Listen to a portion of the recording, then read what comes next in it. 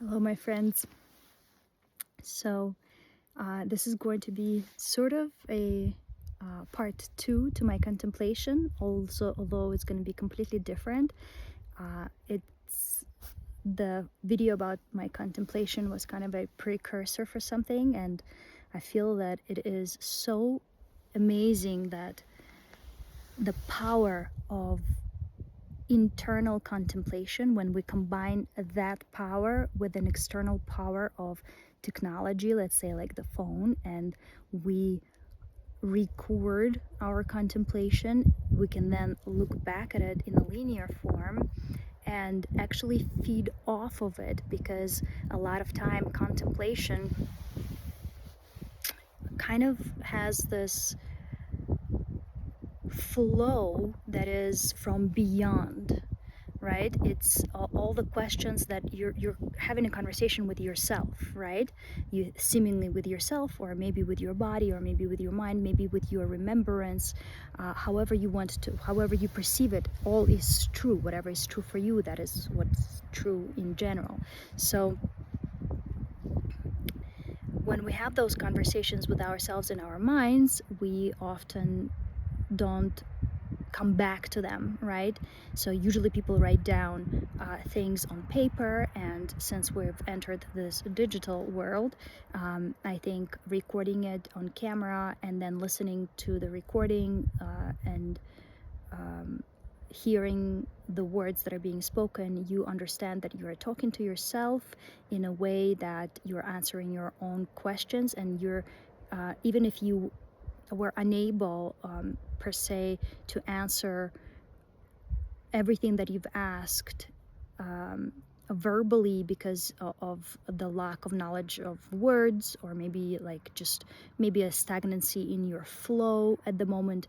The beauty of it is that it holds this information kind of in a frozen time, right, and space, where you can then look at it and then see, oh my God, I didn't see this. As I was speaking it, I didn't even understand that that's what was going on, that I was actually answering my question, but my mind just didn't catch up with it yet.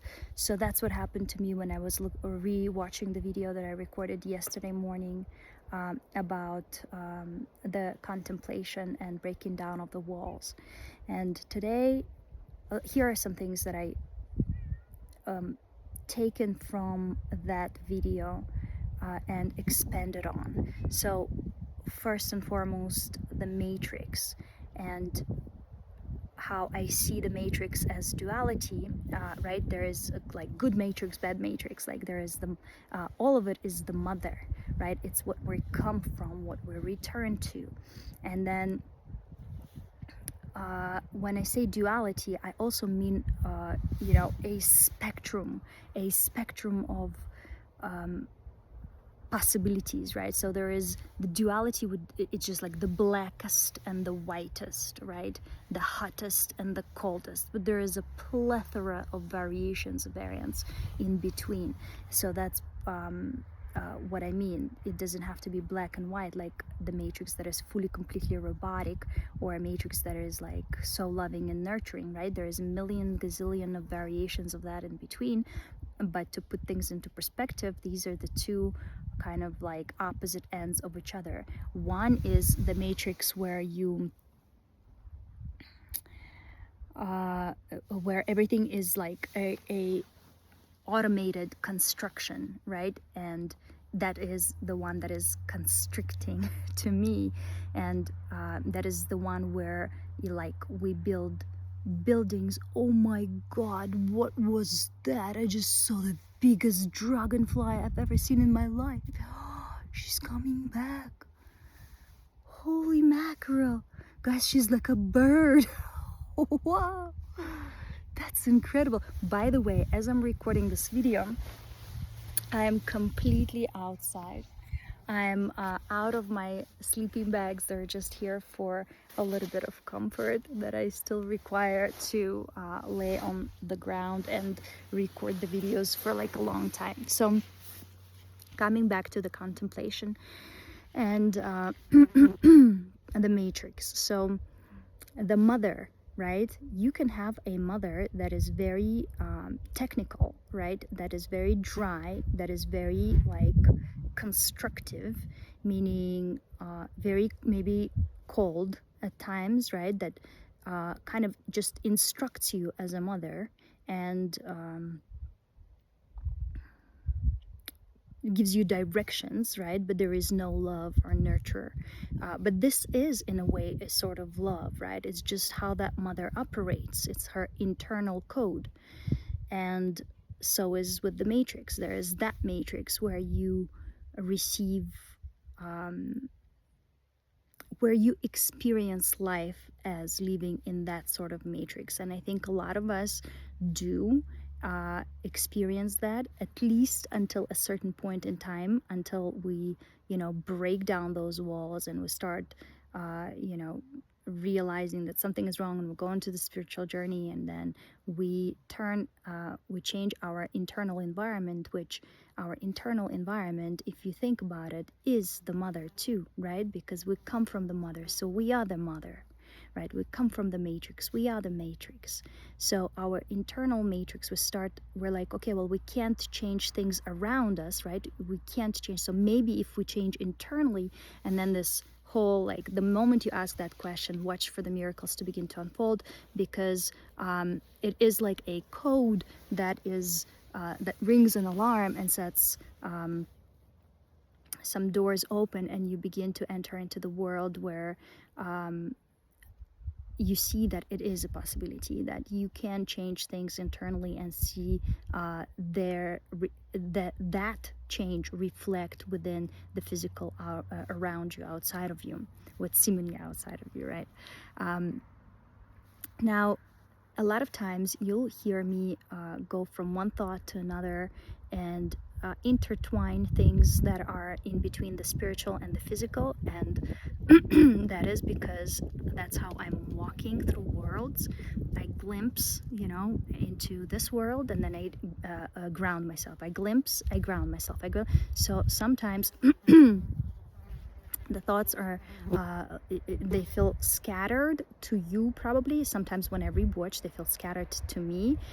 They don't feel that way in the moment, because that's just how I perceive realities. Like, what comes out here as words is actually a direct reflection which world I'm at right at the moment. And sometimes when I try to blend them together, then, like, I'll say some sentences where I'll refer to an object here within the physical having qualities of the spiritual and stuff. I'm sure you know exactly what I'm talking about. But coming back to the mother of the matrix, so you can have this mother that is dry, that gives you instructions, that supports you, everything, like it's like a life support, but you have no nurture, no care, and no love, right? It's a very dry existence.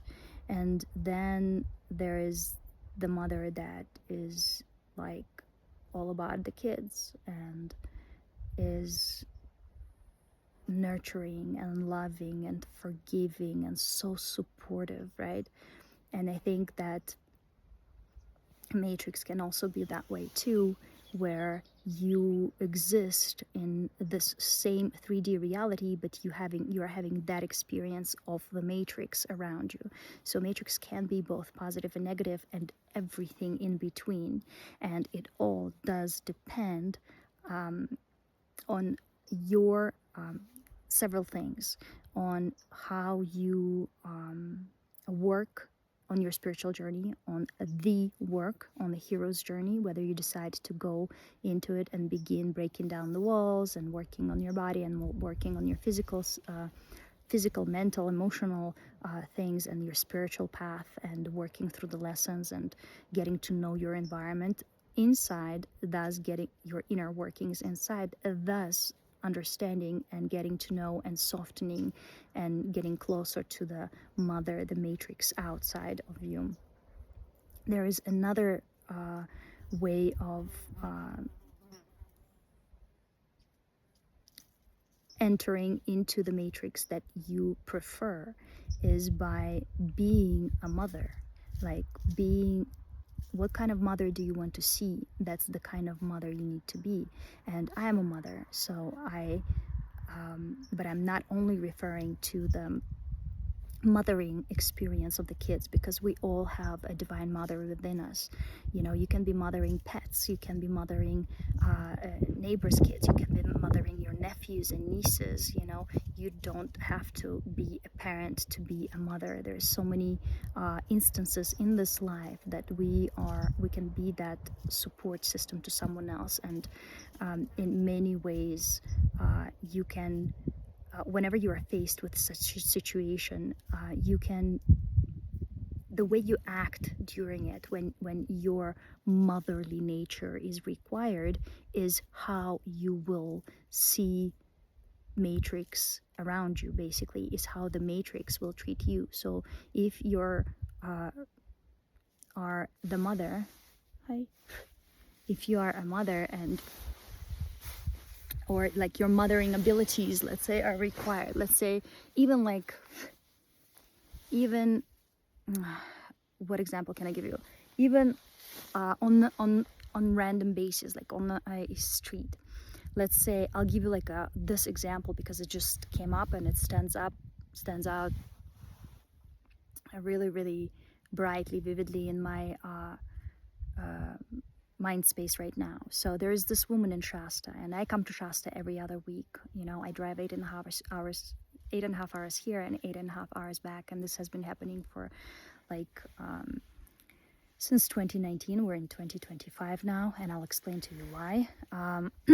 But there is this woman that I met last year, and there are a lot of women here who are homeless. So by the way, if anybody, beautiful, amazing ladies that just need someone to take good care of them, but they're not drinkers, they're not like hippies, they're not like, you know, they're just absolutely normal, regular people. And I've met so many of them. I met one lady who's like, she's I don't know, she's 70 something, and she camps by herself on the on Mount Shasta. She doesn't have a car, she doesn't have anything.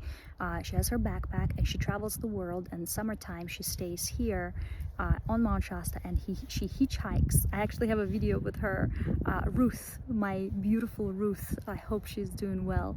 And she hitchhikes, and I drove her to diner so she can have a coffee, a diner where she used to have a coffee with her dad back when he was alive.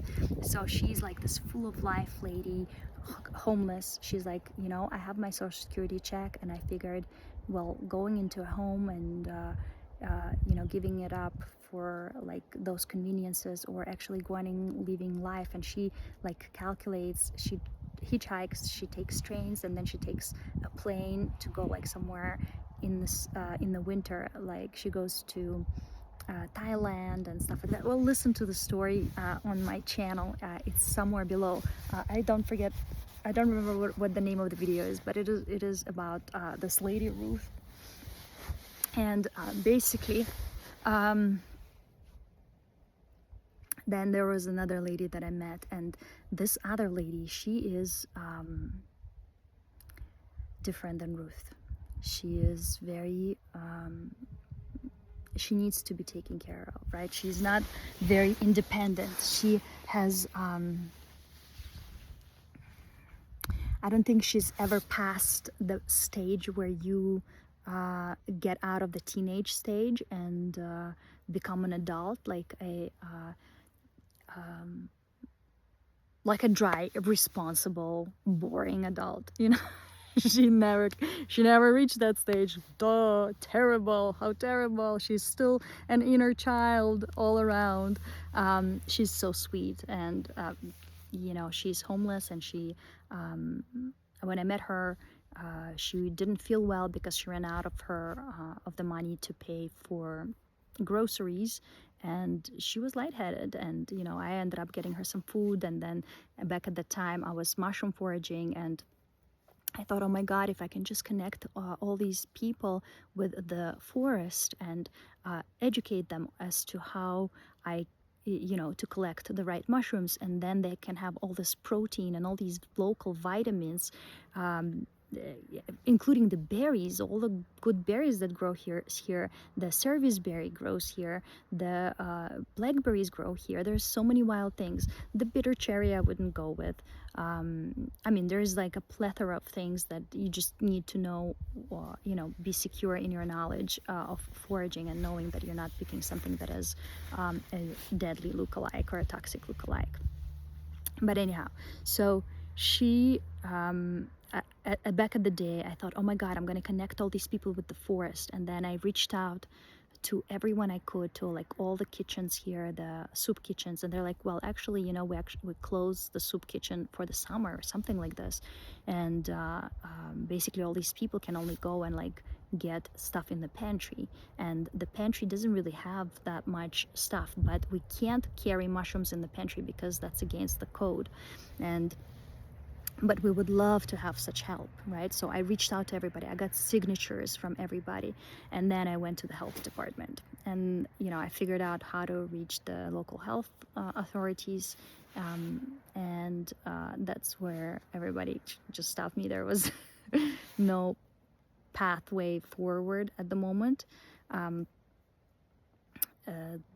got a hold of a lady who is new. And she said, mushrooms are toxic. We're not going to allow that. And that was basically the end of conversation. So surprisingly, though, out of 100% of people who said yes to, like, if I would bring foraged mushrooms to their table, would they cook it and eat it? They absolutely said 100% yes. There were 2 people who said no. One, I have the interview with in Trevor. He disappeared. I don't know where Trevor is. Actually, it's the guy who wears the bear head, and he lived with the natives for a long time, and he's such a sweet human being. I have a video with him down below too.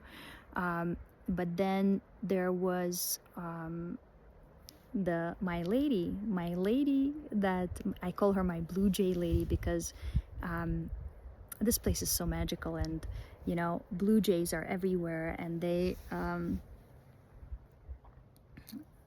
to me, all of the bees and the birds and the trees, they are beings.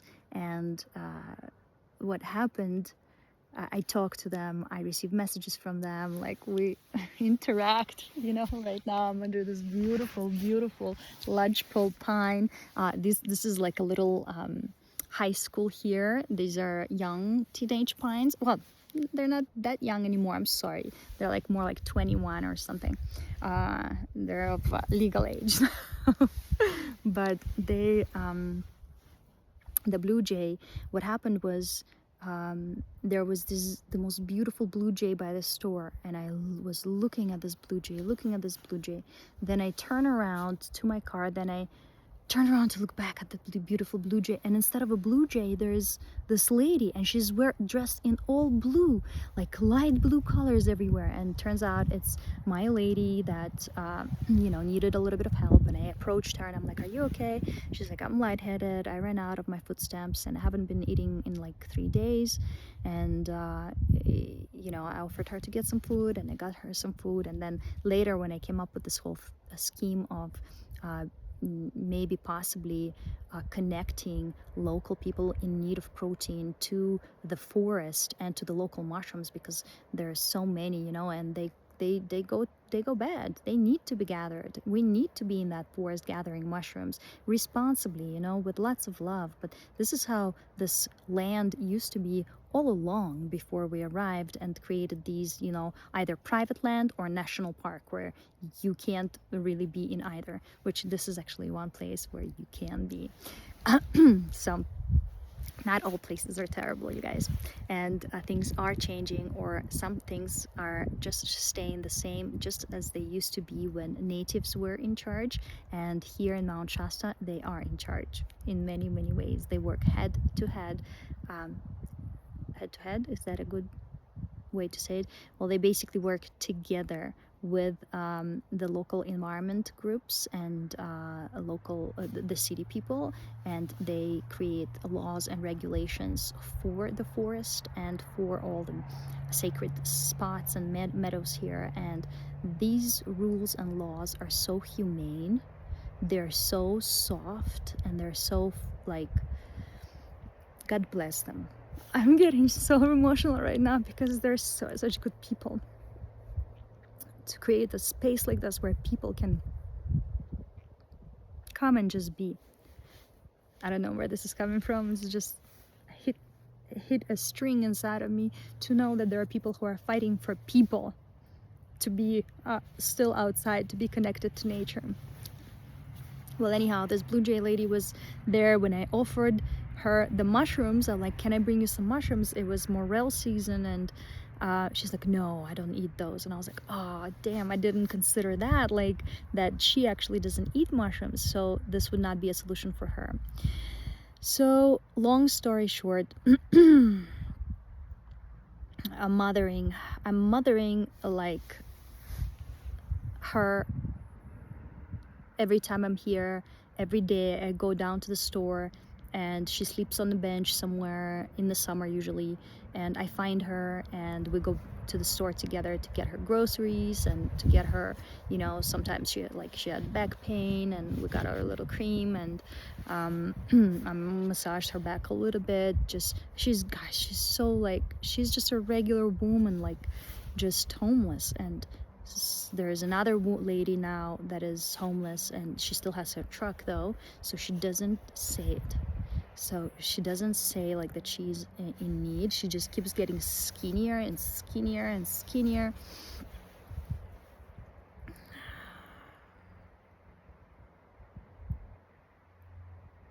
And every time I see her, she says everything is okay. So anyhow, my point being is that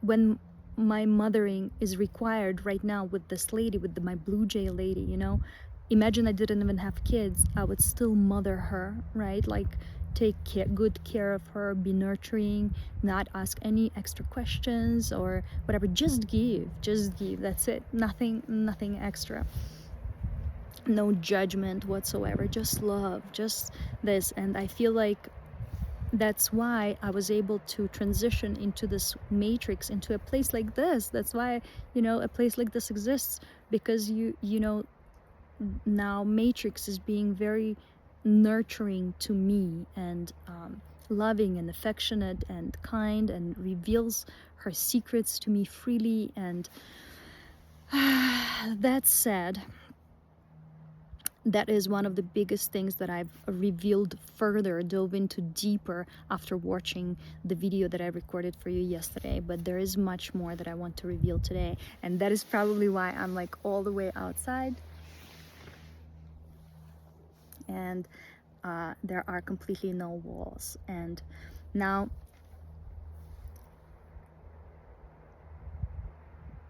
I watch this lady,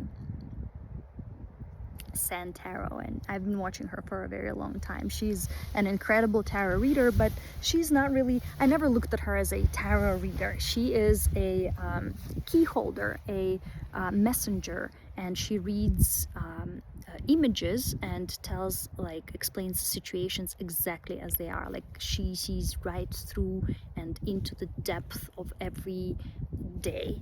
And so I would never listen to her like, you know, listen to my sign. Like, I'm not into astrology, and I was not, you know, viewing her messages as like pertained to directly me.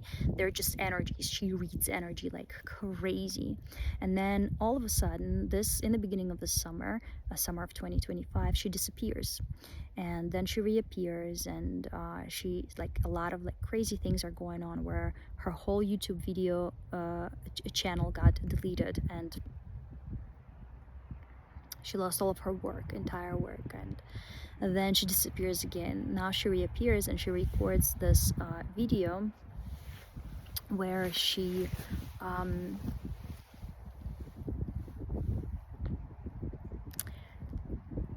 talks about being a part of the 144 collective, and she explains some things, and well, I know exactly what she's talking about. She says that a lot of people consider her psychotic, and, like, you know, they think that like they don't understand, and she decided to go ahead and go forth and forward with the messages that she is receiving. She is no longer reading cards, she's just explaining how she sees this reality. And this was what she's going through. Basically, I know exactly what it is. I've went through it myself. I went through it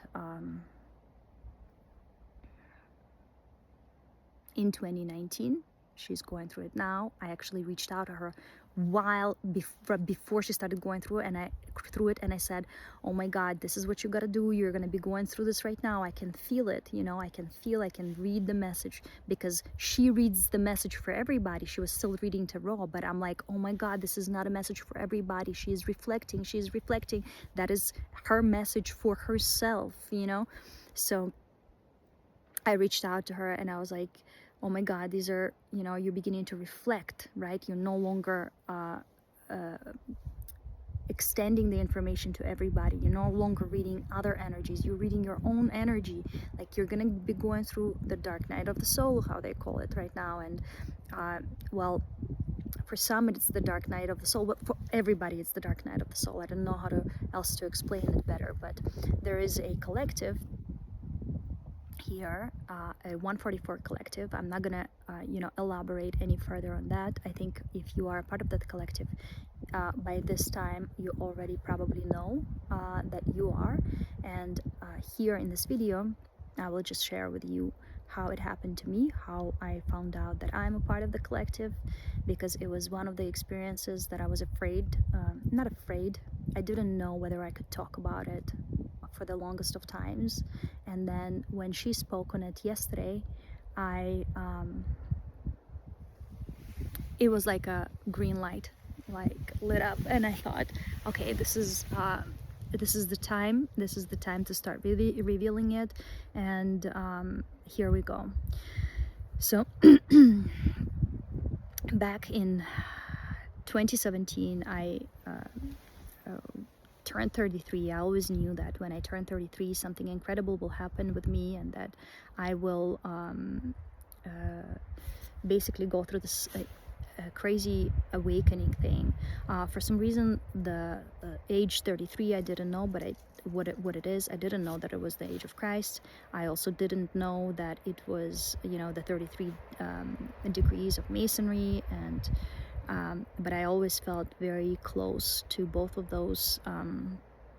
Not very close. I never dove into any of that information, because I know that it was always within me. I knew that I have passed those lessons, right? That I have been a part of both, and a part of Christ consciousness, and a part of the Masonry, and that I am already unlocking new doors and new pathways. But 33 is the number when everything begins, right? I knew that my whole life, and there's certain things that I knew my whole life, you know, like that I was gonna have twins, and I had twins.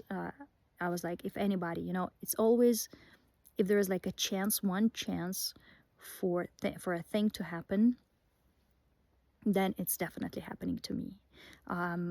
And certain things I just knew, and I knew that 33 will be that crazy year, and it was. So I first dreamt of Mount Shasta, and then it slowly began to descend into my physical 3D reality. I first dreamt of it, and then I was looking at somebody's phone, like as they were flipping the pages to show me something, and then all of a sudden I see this mountain. I'm like, this is the mountain from my dreams. Go back, what is it? And it's like, oh, it's this mountain here in California. I said, what? I've been traveling at that point already a little bit through California, because I got another call. I got a call to travel with my kids, go out to nature and see these places. And as I was doing that, like by myself with my mom and 3 kids, or sometimes just 1 kid, and when the twins were small, and every time I would go into place and connect to it closely, I felt like I was somehow picking up some sort of information from there, the codes.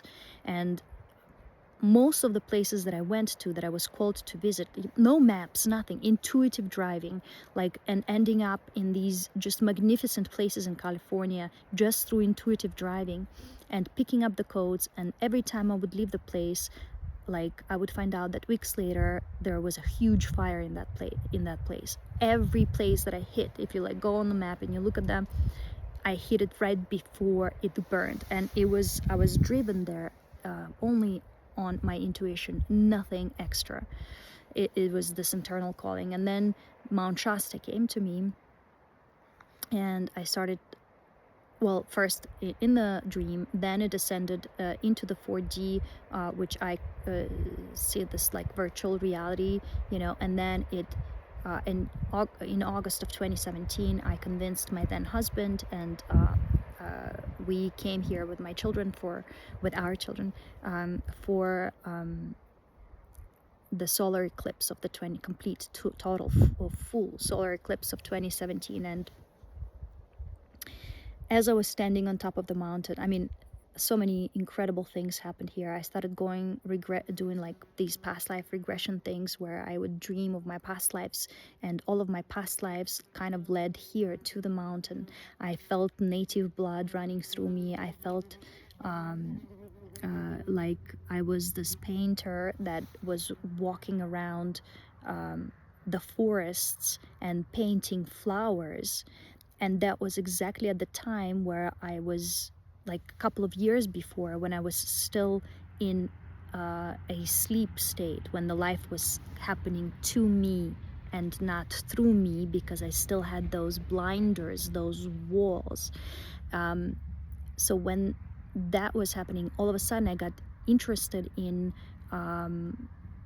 all different plants and flowers and herbs, and I decided that I'm going to create a company called Skin Teas, creating all these tea blends for bath, because I love taking baths, and I know that our skin like drinks and sips whatever is in that water. So I created these incredible blends. So as I had this dream about being this man who draws these flowers, I recognized the flowers, and then I remember just opening up my closet, and I have all these jars of these flowers just in a dry form standing. So I'm understanding that I've just unlocked a remembrance within myself, that I've just unlocked my past life that is still echoing in my present, right? So, and then as I arrived to Shasta with my family back then, to the solar eclipse, me and the family, we go to a local restaurant called Lily's, and as I'm sitting in the restaurant, I look up, and here are these flowers, the lilies that from my dream, and the flowers that I have in the dry form in my closet, and it's signed, the signature. I recognize the signature. I look at the signature. I'm sorry, I'm getting emotional. Holy shit! I've never spoken this. I don't think, spoken this to like with intention to let many know, right, what has happened to me. And as I see the signature, I recognize the signature, and then I ask somebody, what are these paintings? And they're like, the paintings are from the nephew or from the husband or the grandpa of the lady who owns the restaurant, Lily's. And this guy, Edward Stahl, he was here on the mountain. He died in 83, I think. I was born in 84. And here are his these are his paintings basically, and he was fascinated with the mountain. And then the people that are sitting next to me, they asked me like, how did you end up here? And I said, I dreamt of it, and I dreamt the mountain. And they said, she called you. And ever since, everybody I meet here, the mountain has called them. And the mountain, they heard the call, and they answered, and they came to the mountain. And basically all of this can seem very psychotic, And so it was after I have answered the call and then came here and all these incredible things started happening to me. I started recording them on my phone, and meaning writing notes on my phone about everything that was happening. And during the solar eclipse, I was looking at the sun without glasses, without anything. It's all crap that, you know, you're gonna go blind or anything. There is a lot of activation codes that are being activated when you actually go ahead and do that. You know, I was looking at the sun without any protection. I felt the codes being activated within, and I'm getting confirmations.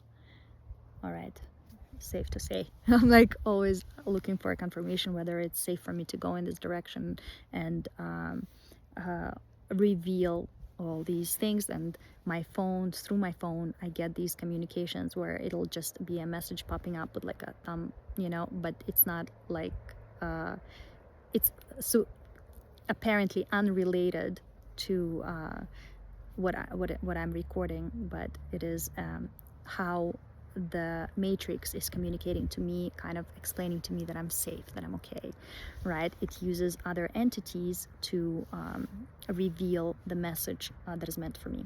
So other modalities, other entities, and it works perfectly. Like, it's perfect timing. When you are aligned, everything is perfect timing, and you have constant communication with the surrounding world.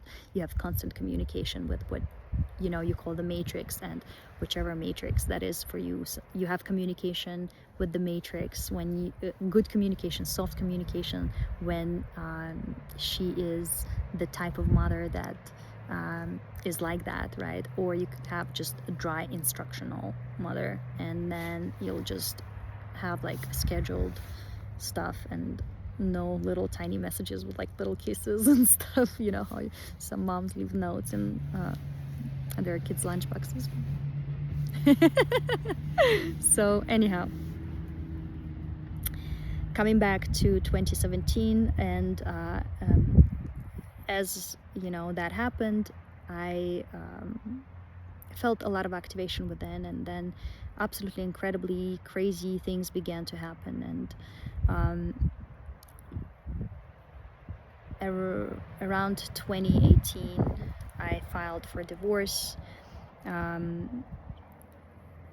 because there was, you know, there were many reasons, but this was one of them. Me going through this awakening phase and not feeling supported through it, actually feeling like I'm being perceived as psychotic, which is now that I'm here on kind of this other side of it, it is designed to be this way, right? It's not going to be easy for you to break down those walls, and it is much easier to stay in the comfort zone and pretend like nothing has happened, not like nothing is happening to you, to continue to be loved and accepted by the people around you. It's very, very, very scary to go for it and to say, hey, no, this is happening to me, I'm not crazy. And not all will do it, but the 144 collective will. So you know, I was going through a divorce all through 2019, and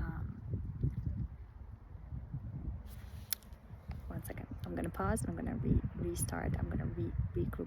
Oh my god, why can't I pause the video? No way, I can't pause the video. All right, then where is the pause button? Hey, who took away the pause button? Interesting. All right, we're just gonna roll through it, I guess.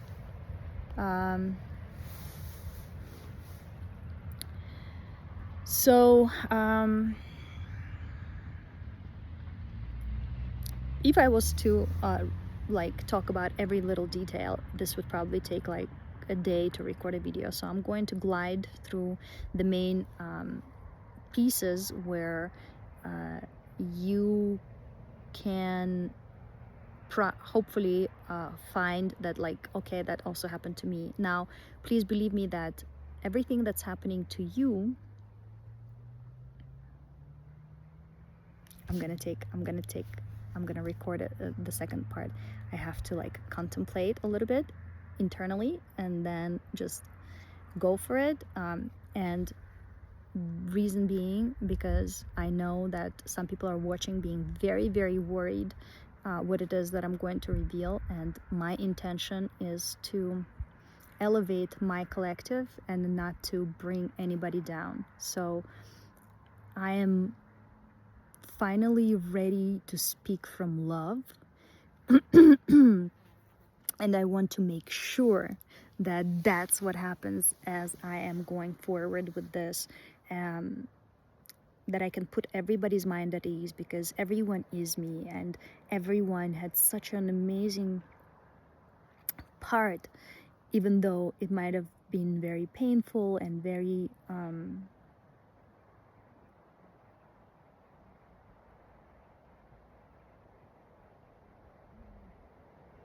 might have came across as, you know, a fallout, a falling away, a falling apart, a finding that you are so different from somebody, hurting each other on the way. You know, it's always very painful to separate, right? And a lot of feelings are hurt, and a lot of people are hurt in the way while we're growing, while we're expanding, while we're choosing our path forward, our passage, our true calling. And I want to just make sure that every word that I speak is for the betterment of all of us, right? My 144 collective, but also my family that is no longer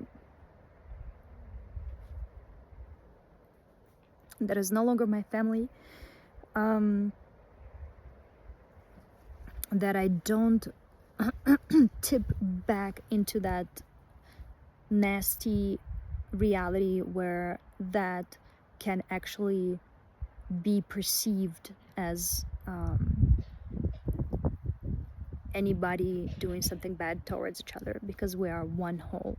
So I'm going to take a break, recollect myself, and continue by telling you exactly what happened after.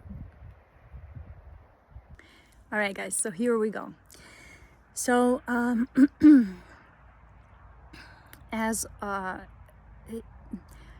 2017 through 2019 was kind of like a very rough internal awakening, where things would pop up to set my triggers, and I was beginning to fight back, basically. Something inside of me kept rising. I'll tell you an experience I had. Someone offended me really hard, and I went into the shower, and I was taking a shower, and all of a sudden I feel this like Black Panther inside of me get up, and I'm sitting down in the shower, and the shower water is dripping on my hair, and I'm just crying along with the shower, with the water, and the tears are dripping down my face with the water. And all of a sudden I hear this words spoken, like as if to me, but from inside of me, and something like, they say something like rise up, you know, and I feel this black cat, this panther, just like rise up inside of me, and I stand up in the shower, and at that moment I decided I'm going to fight back. I'm going to, and I start like boxing in the shower, just start boxing in the shower, and I feel this panther energy within me rising up and like moving my body for me, this Black Panther energy. And then you know, I was being triggered from all around, and you know, that is not to say that it was somebody's fault. I was now going through the dark night of the soul. I was uncovering my gifts, but they were hidden, they were constricted by these tight coils of fears of, I don't want to call them snakes, because I really love and respect snakes, and they were just tight constrictions around the gifts that I have built myself. And now as I reached that point in my life where I reached those shadows, they were now accentuating in my outside world as people who are triggering me. Now, this was all meant to be. These people were meant to trigger me, to awaken me inside, to help me rid of these fears, right? To decide, to choose to fight back, to either stand up for myself, fight for those gifts that are within me, you know, the gift of reading the environment, the gift of foreseeing, the gift of scrying, the gift of being extremely an intuitive human being, which I was born that way. I was like that in the like childhood, but then I closed that within myself because because I didn't want to be perceived as some sort of a crazy, you know, and which I was anyways in many ways, but different and crazy and psychotic, and still very kind and a good human being, but definitely out there, just because my normal state of communicating was going directly. I'm very direct. I'm not afraid to make phone calls. I'm not afraid to face situations when they arise, and I would go directly to somebody's higher self, right? So we can be speaking in 3D with you, and I know exactly where you're going. I know exactly where you're coming from. I am not even listening to your words because I am reading the energy and your history, and you can tell me all the nice things that you want through clenched teeth, and I already read the energy. I know your inner intention, because that's how I operated. That's, so I faced a lot of challenges that way, where people are like, well, I didn't say that, or I didn't, like, you're misreading it. And then down the road, it always came out to be that I was true. And then we would always have to go through this, reconciliation phase where the person would admit that that's what they meant, and yes, internally sometimes they don't even know that this is what they mean, right? They're like, they don't know where the words are coming from, and why they are trying to manipulate a situation in a certain way. It's because of their internal agenda that sometimes is not even revealed to them themselves. They're, as I said, life can be happening to you when you have all these walls, right? Then the life is directing you. And then when you break down the walls, the life is happening through you. Then you become, closer to the mother, to the matrix, to, and you become a part of it, and you become a channel, basically. And then whatever needs to be happening for the greater whole is going to be happening through you. But before that, because you have this wall, like the life is knocking on the wall, but you're not letting it in, so things then happen to you, and you can perceive it as stress and different unfortunate events, but because you're not allowing it to enter and start breaking down those walls and start unconstricting you from those coils that are holding on your holding your gifts behind them. So for this, so I remember standing up in the shower and like fighting back and deciding that I'm going to fight for my gifts, that I'm going to go through whatever I need to go through. I'm going to have to probably lose a lot of people, a lot of relationships on the way, but this is who I am, and I have to be that. There is no other way. It's either that or I die. And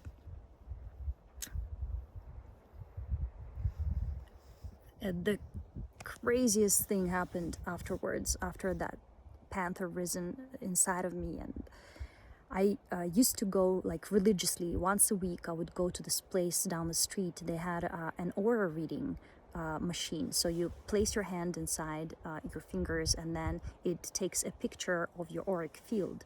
And mine would change, you know, from like orange to yellow to like all the colors of the rainbow, whatever. At some point, this field would be the strongest, this would be a little weaker. And, you know, I used to like try to understand what's happening to me, whether this is affecting my environment, you know, like that was my a way of learning. And after that happened to me in the shower, I went into the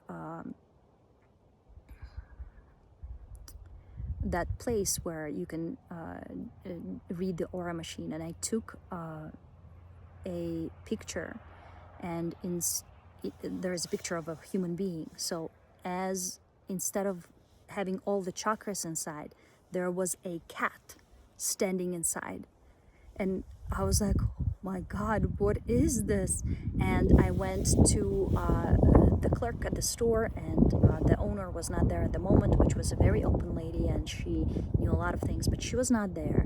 And I know, like, I was meant to figure it out all on my own, you know. The answers are not going to be given to you by someone, and if they're given to you by someone, a lot of times they might not clearly relate to you, to your story, because your matrix works for you. It works only with your circumstances. It works exactly with the tools that you have given it, right? So even this experience that I'm telling you, that I'm relating to you right now, it is my personal experience. But listening to Santaro yesterday, what she's going through, I'm realizing that the lessons are the same. The code for awakening is the same. It's just which tools are being used to for you to pass through it, right? So you will have seemingly different situations, but they all result in the same thing. So I went up to the clerk, the girl who was sitting at the counter, and I said, "What is this?" She's like, "I have no idea. I've never seen anything like this." So I have a picture. I have that picture. I will try to find it and pull it up and show you. It's my body, and then the auric field around it, and then inside my body, sideways, there is a cat, and it's going with the hands like this, like a boxing hand. I mean, you know, and things like that would happen absolutely randomly. From that crystal shop, I remember I went to, then some time has passed. I went to Shasta. I found a fairy rock with like a hole, and as I was looking through this hole, you know, like this whole fairy realm opened up to me, and I believe that probably requires its own show, its own like episode or recording, contemplation, revealing, a revelation, but I'll glide through it gently here. When that happened, and I, you know, was entered into the fairy world, because they all exist simultaneously, and you can choose to stay in one, and that's going to be your home, right? That's where you decide to stop. But for me, I just passed through it. When I found the rock and I looked through it, I didn't know that that was a fairy rock. I didn't know that that was a fairy stone, but it was given to me, like literally it was waiting for me in the middle of like this hidden spot in the forest. It was on top of a rock in the middle of like millions of other rocks, and this was flat with the hole in it. And by the way, I keep finding them everywhere I go when I'm you know, inquiring about something. I found these fairy rocks on multiple occasions, and as I'm asking or contemplating on something, so as a token from that realm to let me know that I'm being heard, that I'm being supported, and that I need to look through the looking glass. So after finding the rock, I went to that same crystal shop and I took another picture, and all of a sudden I see my heart chakra was shining. It was just big, beautiful light coming out of there. And this was when I already immersed into the awakening, but I was still trying not to go through the dark night of the soul. So I immersed myself into the Christ consciousness. I think it happens to a lot of people who are beginning their spiritual awakening journey. It's like you begin to wear white clothes, you like starting to learn how to meditate, you use incense, you use crystals. Basically it's as you begin to descend internally, you pass through this fairy realm that is full of crystals, right? So a lot of times people get stuck in that realm because they don't want to go deeper, right? Because they're feeling content. They're like, oh, this is magical, I like it, I'm gonna stay here.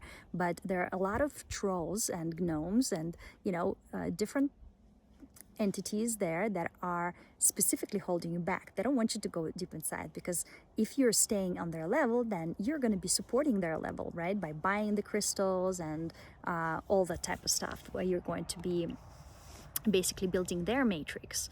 And there's a whole community of people who are just there. And for me it was more of like a pass through, but that's the state in which I came to the store to inquire about my chakras and my aura and where I'm standing, and all of a sudden my heart is green, and this green light is just pouring out of it. And I go, the lady, the owner was there, and I came to her and I'm like, what does this mean? She looks at me, it means you're ready. And I'm getting chills right now. She's like, your heart is open, you're ready. And she sends me to this guy. Like, she's like, you have to check out this one crystal shop. It's down the road. It's like a big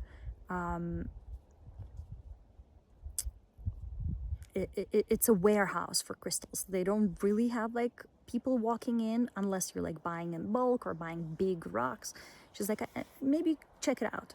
And then I forget about it. I needed to pick up the kids from school, and then I go and I pick up Evan from school, and he's like, Mom, I want to get a crystal or something.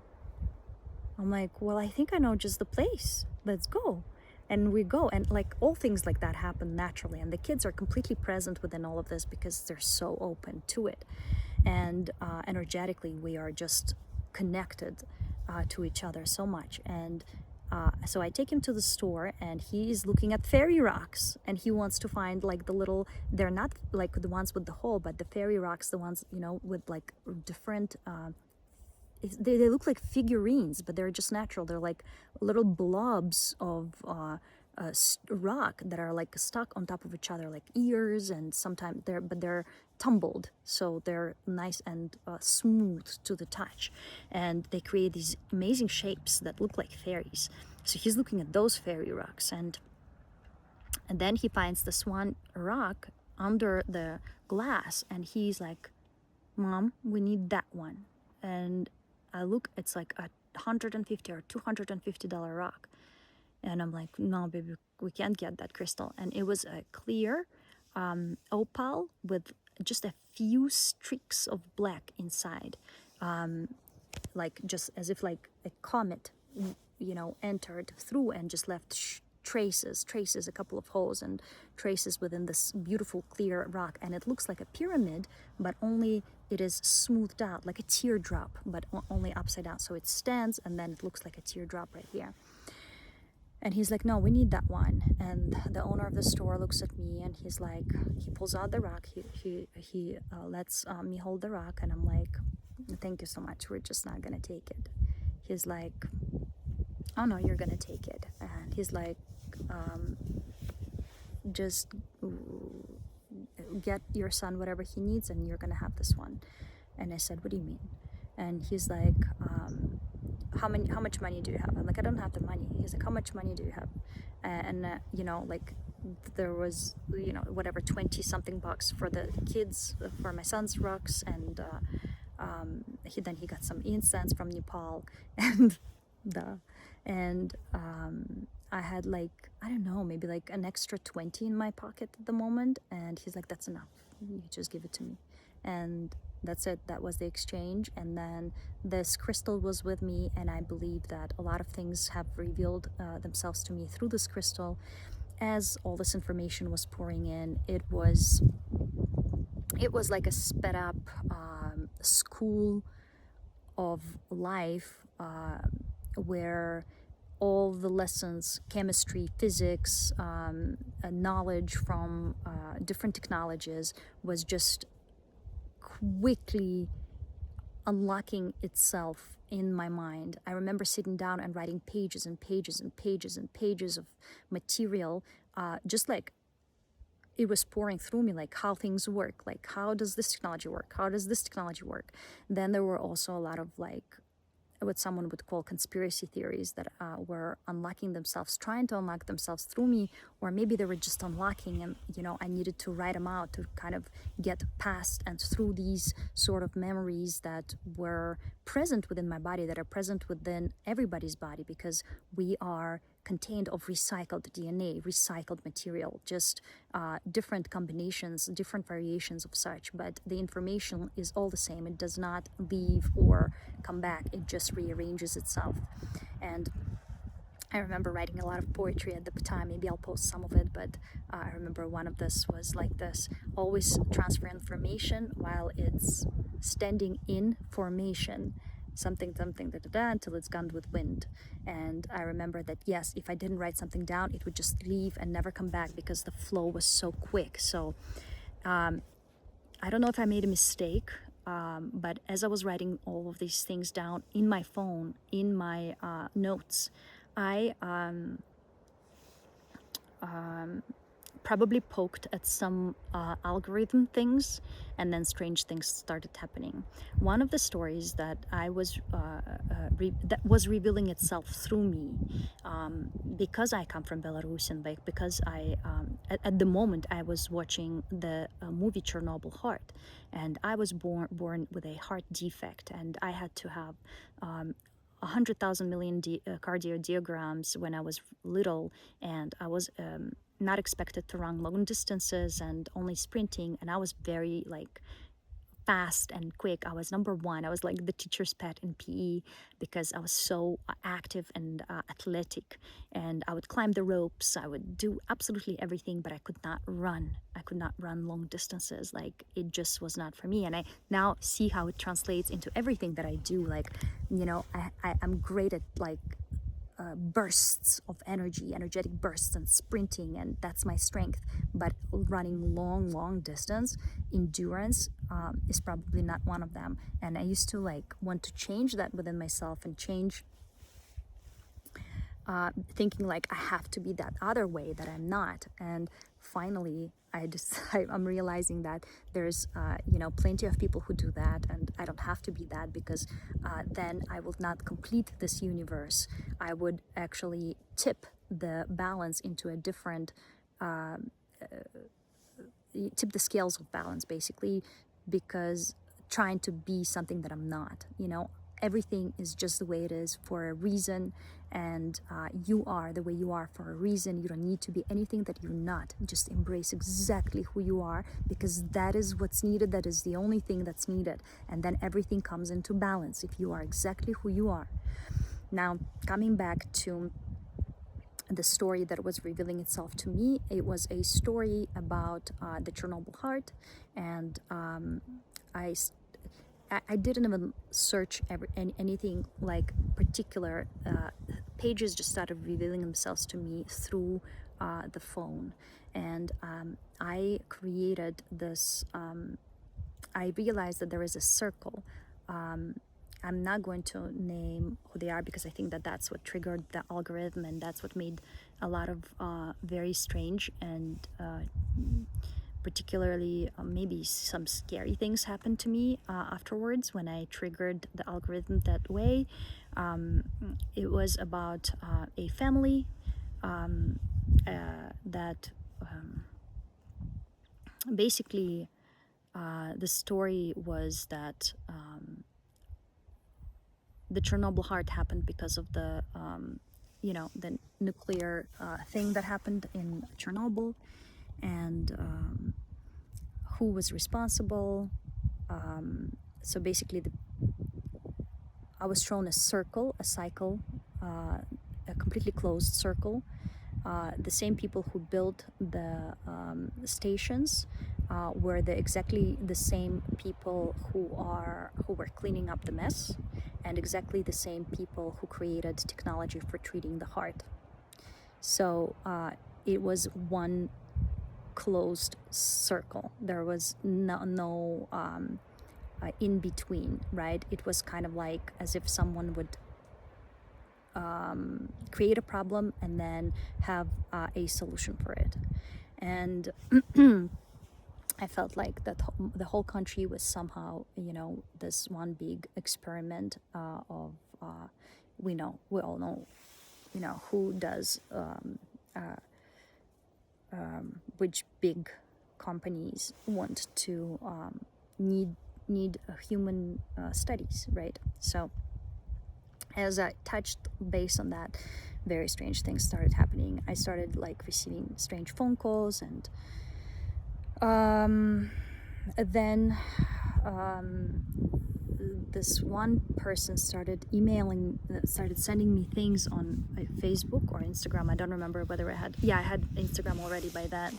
And randomly he started sending me pictures of himself, his kids, and the Mother Mary, and being very kind to me. And he didn't reveal much, but this was so strange.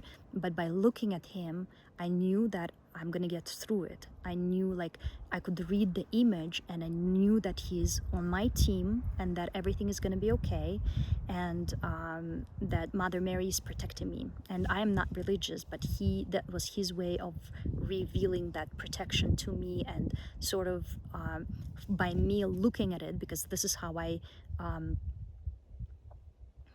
interact with the environment. If I see something, it immediately gets inside of me and unlocks certain codes, and unlocks an understanding and ease that it basically unlocks internal dialogue. I know then that either I should be doing this or I shouldn't be doing this, or I'm in danger, or maybe I'm fully protected. And this was one of those I'm fully protected things. And I also, by looking at him, I knew that I knew him. And basically at that time what started happening was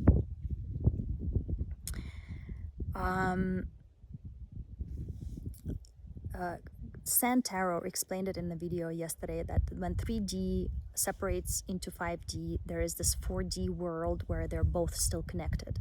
So you are in between, right? And a lot of messages like that would reveal themselves to me, that I was in between, in this mirror state. And when you're in this mirror state in between, both realities collide, the 3D and the 5D. And you end up seeing the future.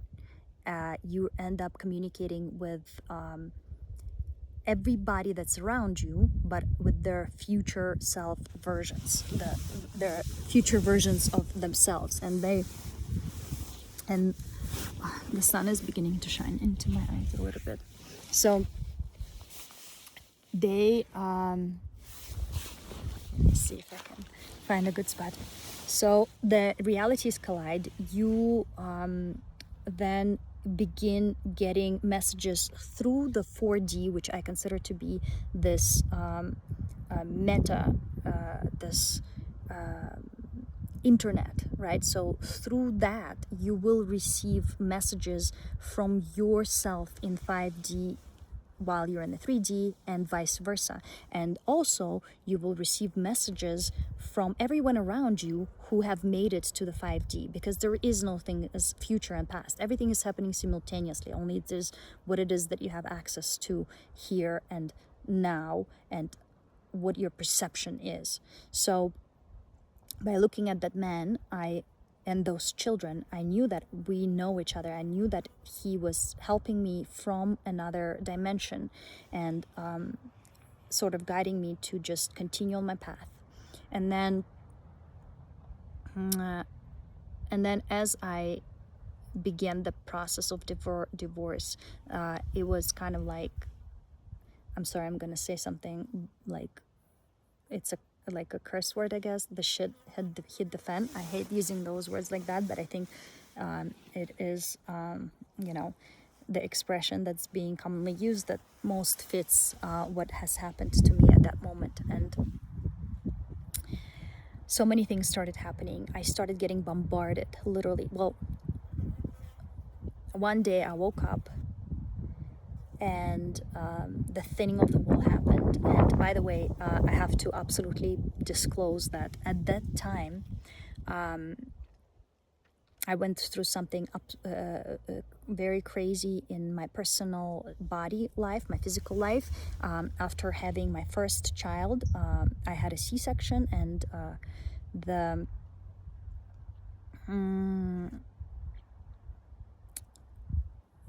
when I had a C-section, the doctor who did my C-section kind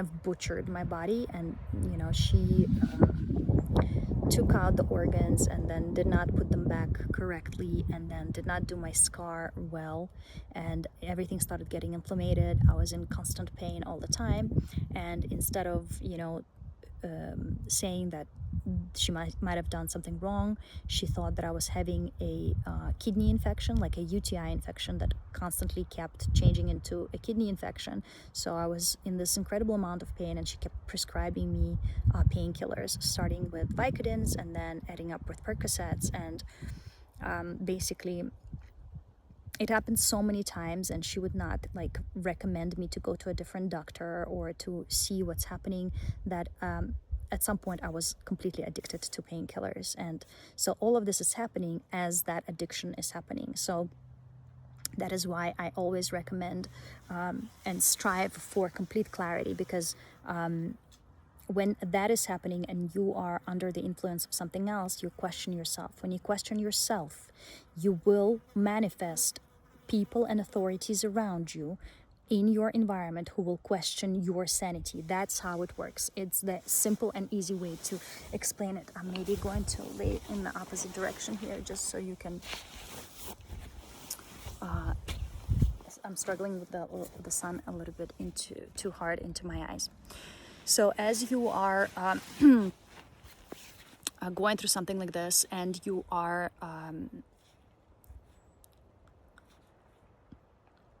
one second.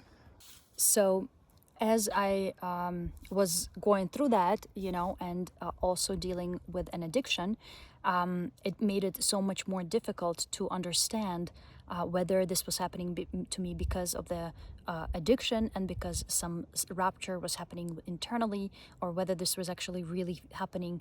But there was so much physical proof, right? There was a real physical communication with me through the phone, and it actually became pretty crazy as soon as I filed for divorce. There were the communication was coming from many different groups, as I would call them. Just to put your mind at ease, I have overcome that addiction simply because I needed to know whether this is happening to me, in conjunction with what's happening to me during this state, or whether this is happening separate from it, whether it's going to continue to happen. And I got completely clear, and I even opened up a channel, Clarity is Pretty, to inspire people to get clear and to overcome any addictions that they have, to then manifest a completely different reality. And then the communication through the phone and through the people will be also completely different.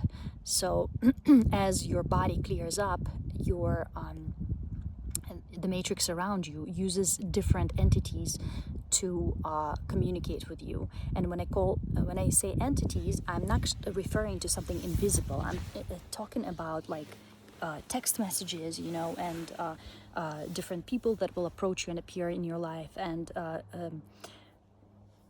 sometimes send you direct messages and communicate with you directly, and sometimes they'll be talking about something completely different, but you know that what they're saying is answering a question you had, or is completely entirely connected to the situation that you're going through, and that is the message being revealed to you through this person and through this either conversation or a phone conversation or a physical conversation and stuff like that. So sometime and you know, I decided to record this video with this sort of a flow, which is might seem sporadic and like jumpy from thing to thing, but that's exactly how my reality was at that time. So I don't feel the need to want to smooth it out, to smooth out the edges, and to allow you know, the viewer who has not gone through it to feel comfortable and connected, because that would exclude the person that has actually gone through what I went through, like Santero, who is going through it right now, or I'm sure there's plenty of others. I know several other people who this happened to exactly the way it happened to me, and one of the girls actually did not stop doing drugs and ended up in a very bad situation, actually, and you know, was hospitalized for her sanity, actually did a tip into psychosis, and it was very scary what happened to her, you know, very, very scary. She got pulled by the forces, that by the egregors, by these big entities that are standing behind the people that were facilitating her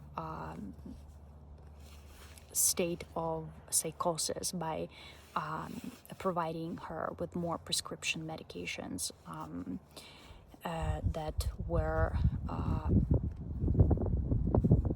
not ever meant to enter her body. And well, coming back to something lighter now, when this was happening, all of a sudden I started getting communicated with by several groups, and you know, some of the messages, first of all, the same as it happened to San when she lost all of her videos and stuff, all of a sudden all of the things disappeared from my phone, and somebody took all the pictures, but I would write notes on my phone to communicate with whoever it is was tapping into my phone, which my phone was clearly tapped, and I was afterwards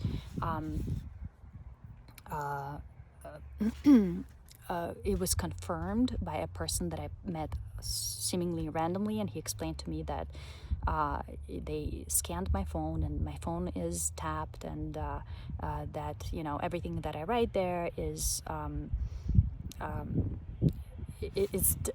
somebody has a duplicate of my phone, that everything that I type is being also observed by somebody else. So as somebody took all of my photos, my family photos, photos of my kids, I wrote in my notes on my phone, please return the photos. This is everything, you know, to me. These are my memories, and they did, but they returned them all scattered in all different places, places and time, right? So the sequence was completely messed with, right? So different events that I knew like happened. This trip happened in 2017, this happened in 2018, but they were switched places. And, you know, I realized then that I'm dealing with something very serious, somebody who is trying to portray me as psychotic and trying to scramble my memories for me. And, you know, at that moment in time, I made a decision to stand up for myself and to not allow that to happen. So that's when I quit all the drugs and drinking, absolutely nothing. I've been clear 100% and from everything for many years now. But I did it then gradually, slowly. It didn't happen overnight, of course. But as that was happening, these entities or actual physical people who were doing this and acting through acting as representatives of those bigger entities, those energies, those egregores. They no longer could reach me, and things came down significantly. And basically, you have complete power of protecting yourself from them simply by your choices. If you choose to participate, in drug abuse or drinking or that stuff, then it's just you're going to be connected to those entities, to those actual physical human beings who work for those bigger energies, and who can then have access to you in the way where they are allowed to play with you, play with your mind, play with your sanity, and try to drive you crazy just for fun. And it is absolutely real. And I'll give you several examples. When my divorce was being finalized, and I was told that I'm completely on my own, that I no longer have a family, and that it was by my choice, by my doing. And I never meant for it to be that way, but I knew that we're just I'm splitting into the different reality at the moment, and that my amazing former spouse was staying in the reality of his choosing, and we were not seeing eye to eye at all, and that would create so much and it was already creating so many arguments and misunderstandings. And we had already at that point 3 children, and I thought to myself, like, I cannot allow for that to happen, for us to end up like this, and for our children to see us this way, to see their parents fighting and not seeing eye to eye, and living in completely different realities, one questioning the sanity of the other, and both ways, so just because of the split, like San explains it as the 3D 5D split. I don't think of it in these terms, but it does make it easier to explain what is happening when you are transitioning from one state of being into the other. So when that was my intention was to raise healthy kids by the divorce, but of course it was very offensive in many ways, and the way I did it while going through what I was going through came across very harsh, and I completely totally understand that. So I don't expect anybody to want to stick around, and nobody did. But I decided to move forward, and then all these crazy things began to happen where people would text me and ask me to do certain things, like there will be, let's say, something sent to me, and then I would have to send it to someone else, and that these people portrayed themselves as friends, as a part of the collective. And I knew that this is absolutely insane, that this is crazy, but nevertheless, because I was trying to figure out what was going on, I was deciding to go for it with everything. Every communication that was coming through to me, I said, I'm going to carefully explore and to see if this is my team, if these people are on my side, and what is going on. Are these people aware of what is going on? And at that moment, I already had this other experience, had several experiences that were very, very, very profound. Basically, all of the realities were kind of collapsing one on the other, and things that were happening internally were immediately happening in the external universe for me. And one of the experiences I'll explain, I was with my children by the pool, and all of a sudden I felt like somebody turned me on, and I started seeing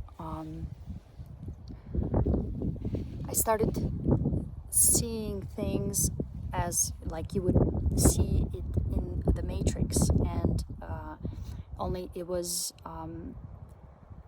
analog. It was like an analog picture made with. That's the only way.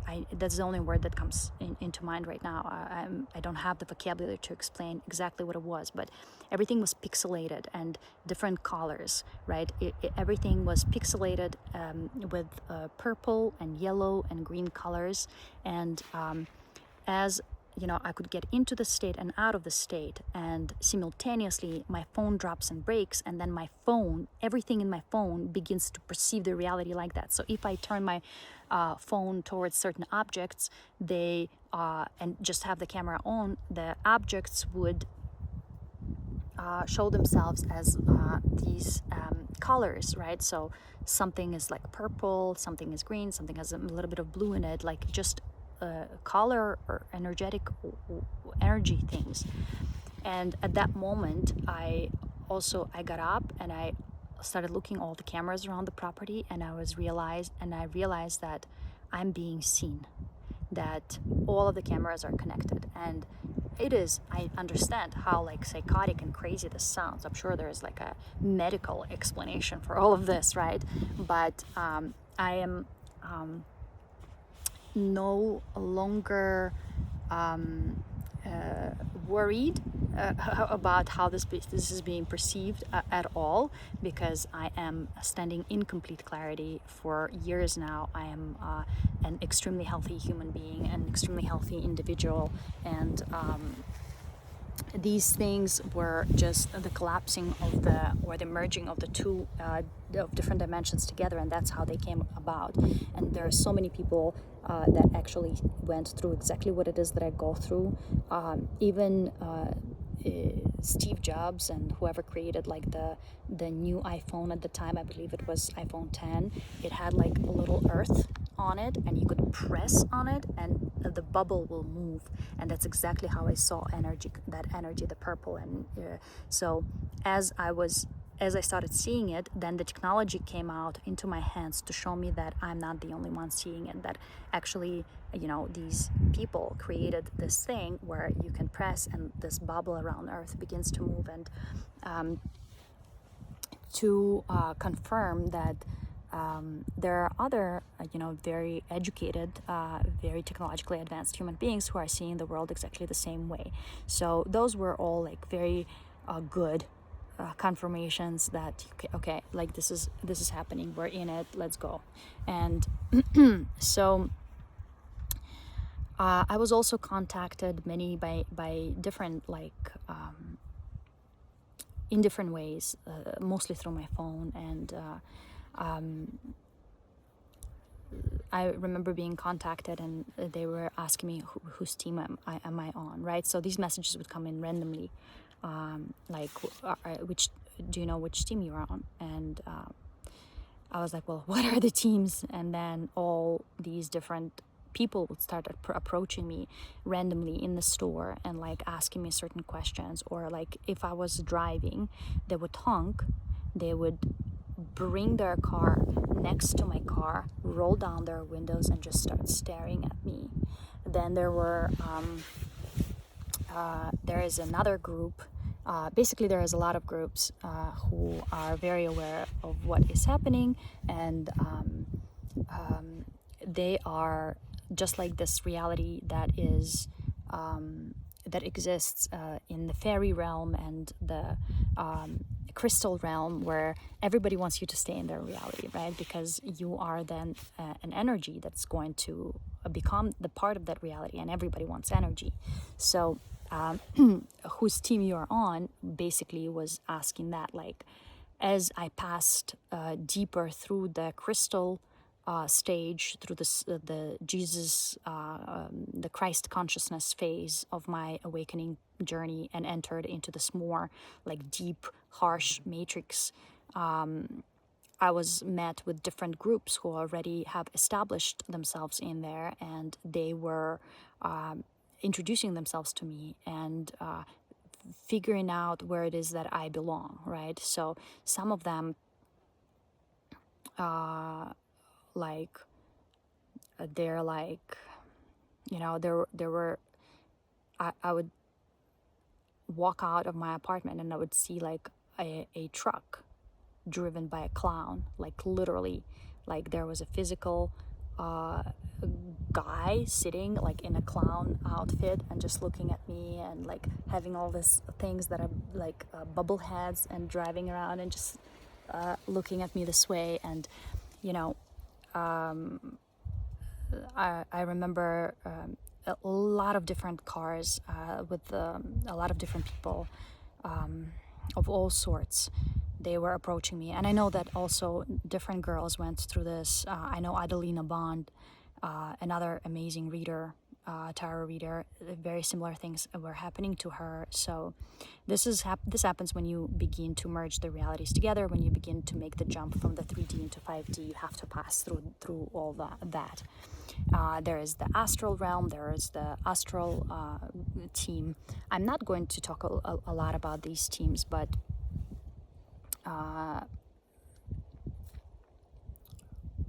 they all have like an extremely important existence, right? Because there is no lessons, but some lessons cannot appear, cannot pass through unless triggered by some uncomfortable evil entity, right?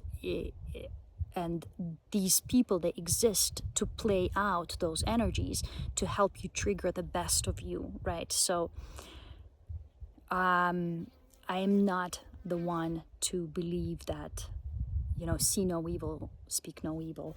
And I do understand why they exist. It is all a part of the journey. It is all a part of, you know, us unlocking ourselves. Only some of us cannot pass through that fear threshold that manifests around as physical people and physical situations and physical groups of people that are carrying out certain tasks, right? Some of us cannot pass the threshold and they get stuck in there, like that one friend of mine that got stuck in that a very thick reality with the group of people who are working for these types of energies that help you fight your fears while actually physically representing them on the outside. There were, besides the communication where people were trying to have me like send things, which I did in the beginning until it got like very weird, you know, I decided to go with it to understand what's happening. Like, is it the CIA? Is it some other entities? You know, what happened during when I was like sending the thing, like receiving and sending it and passing through, the thing that I got out of it, and that happened to me like afterwards, I started looking at all the receipts. You know, they never asked me for money. It was mostly to like, am I going to participate in the game? Am I going to be, can I read the instructions, right? Can I follow the instructions? Basically, it was like that. So there was that group of people. And when I looked at all the receipts, sorry, I got an ant. When I looked at all the receipts at some point from all the like tasks that they were trying to have me do, all of the receipts on them had the totals of like for the transaction or whatever as 144, or the time that I sent it, which were absolutely random times during the day where I was like, okay, I can go and do it now, you know, and they are communicating with me on the phone. Have you done this, you know? And I'm like, okay, I can go do it now. And the time that I did it, the transaction time is 144, 144, 144, 144 everywhere. And then I was like, oh my God. And then I started looking into this 144, and I'm like, there is, you know, starting to understand that there is a collective of 144. I'm not going to get into details from what the collective is, but basically, one of the things that they were asking me to do is to send them the receipts that I did it, you know. And it was like some like random things, like send a pen to somewhere, right? Like send this like this thing somewhere and send me the receipt that you did it. And as I did that, I basically saw the 144 afterwards, but they saw the 144 everywhere. too. So I don't know if 144 is a collective, or, well, it is a collective, or it is the code when you begin to transfer from one reality to another. There is also the 411 code that is meant to keep you in the other reality, right? It's the reverse code. A lot of times you'll see LA is full of 411 codes when you're counting backwards and stuff. I think it's one of the codes that are meant to bring you back into the place where you came from mentally, and not allow your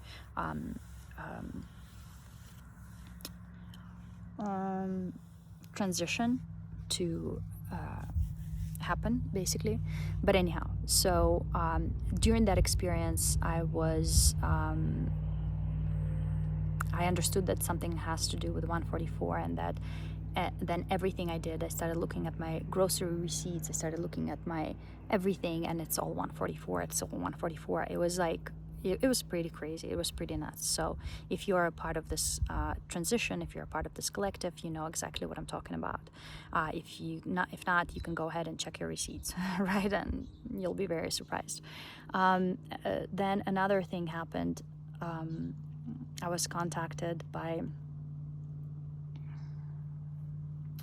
another group, and so some of these groups, right, some of these people that are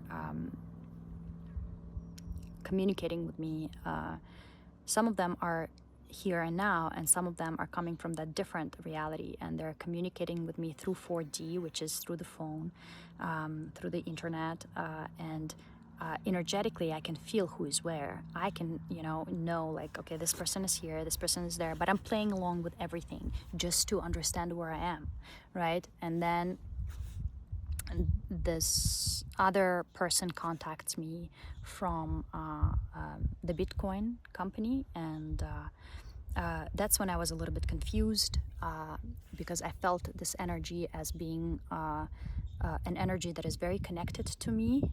The person who was contacting me, I felt very strongly about that person. I knew that whatever name they were using was not their real name, of course. And somehow I felt like I'm connected to them through the future reality, and they were here to sort of to kind of help me. But then they basically like were, because I'm getting out of divorce, I have absolutely no money, and they were like, yeah, we're gonna help you invest into this Bitcoin here and here. And I had like $100, like $144, I think, like $140 that I was like, okay. And then they were guiding me through it, and like making me do all these things, with that I'm like not connected. I'm getting a message.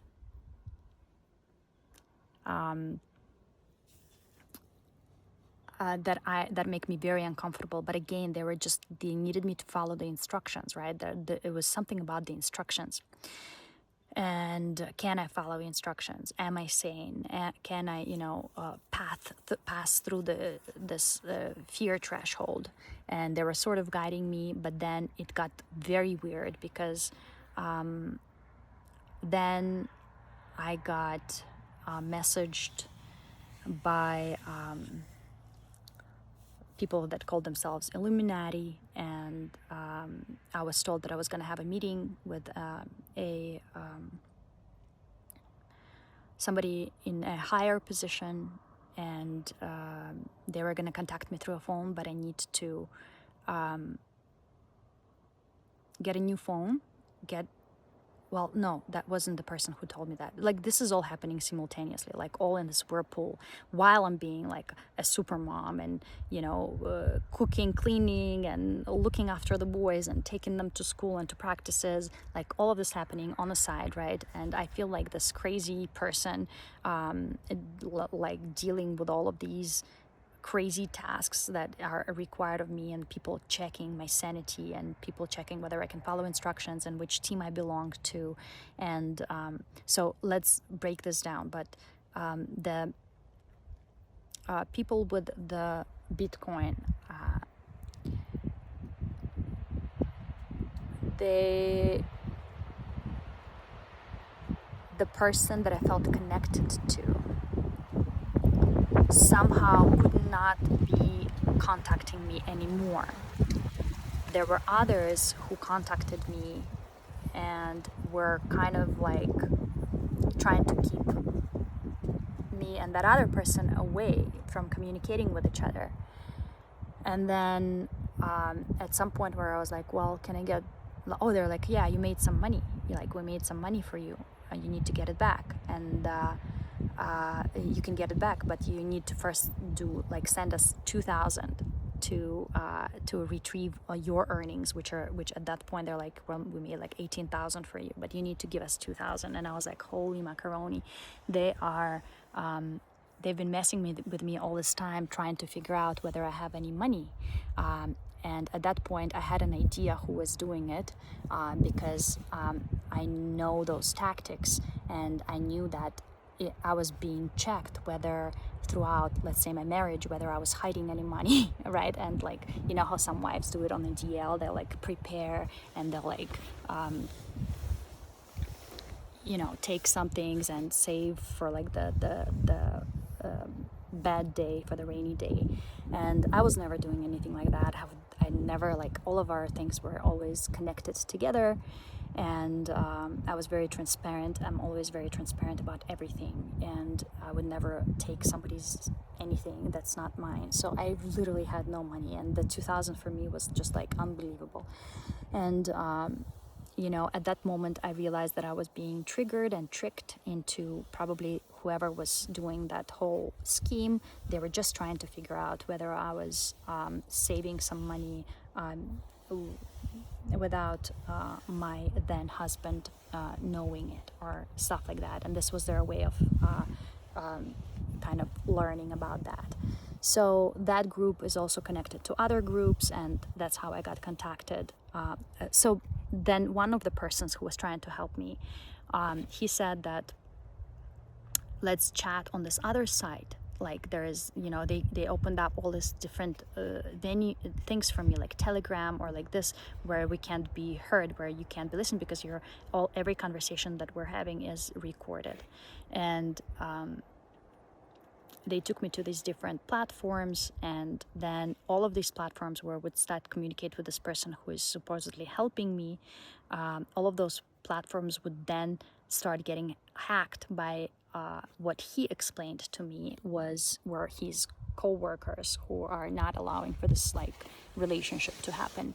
So there would all of a sudden, like on our thread where we're communicating, all of a sudden there would be like crazy messages, and then like he's like, okay, you need to walk in, I'm gonna send you a phone, take the SIM card out, destroy your SIM card, and like things like that. Like in real life, I'm literally communicating with this person via text messages and on these platforms that are hidden. And I'm like, I don't know who it is. I feel connection to them though, and I'm very energetically like inclined. I know that I know this person, so I'm going with it, and I'm allowing for this to happen. This video is not going really long. Let me see if I can charge my phone. I'm at 1%, that's why. Okay, I hope that by charging my phone, it does not interfere with the sound. Am I charging? Yes, I'm charging. So all of that is happening. And then that thread goes cold. I get contacted by some group that calls themselves Illuminati, and they say that I'm going to be speaking to somebody who is an elder who has like some authority in the group, and when I'll be speaking to them, I need to be very polite when they allow me into the chat room with him, and that he'll be asking me some questions and I need to answer those questions. And so I went into the chat room with that person. At that moment I was very combative already, because all of these things were happening to me, and people physically approaching me on the street and just looking me into the eyes, like, hey, I thought that I was being threatened. I couldn't understand where it was coming from, but I also knew that I was going through a divorce, and I was wondering if that is somehow connected, and I'm just being threatened and scared in this psychotic way, in this psychological way. or maybe they're like people who are interested in driving me crazy, so that then anything that I say will come across as, oh, she's crazy. So there was that happening, and I was trying to be very careful as to what I say and what I don't say, and of course being very secretive with anybody as to what I'm going through. Because I was like, any word I say obviously is being, seen and recorded. There were people who were like, showed me clearly that they have access to my phone by accessing my Instagram, by accessing my then I had Facebook and sending messages through it that I never sent, and then other people would reach out to me like, are you okay? You sent me this message. I'm like, I never sent you that message. So it was clear to me that I was being pursued as a potential nuisance to someone, and that someone was okay with me being safe, and that's why nobody is doing anything to me physically, or that somehow I was being protected. And when that whole 144 thing happened, I realized that this is something much bigger happening here, besides all of these 3D entities trying to check in with my sanity and make sure that I know that I'm being watched and followed. And at that point I was like, okay, well then I'm going deeper. I know that something much bigger is going on, and they are just acting out my internal fears. These people, these situations are just representations of this toxic, my toxic self that is right now, still recovering from being addicted to pain medications. And this is all like a part of recovery that is playing itself out in a 3D world. Then at some point an extremely incredible experience happens, and besides all of this bad experiences, which anybody who's gone through divorce on their own as a girl, I don't have any relatives, I don't have anybody. Well, my mom is here, but we're not very close at that moment, where we're actually much closer than ever. But it's two females who are completely alone in this world. So there is no external protection, and but as I'm going through this, I'm realizing also that somehow I am protected, like something is happening beyond this. And then this experience happens when I have a rupture. It's a spiritual rupture. I read about it afterwards. At the time I didn't know what it was, but it was the most beautiful thing. I was laying in bed, I was seemingly asleep, and then I woke up because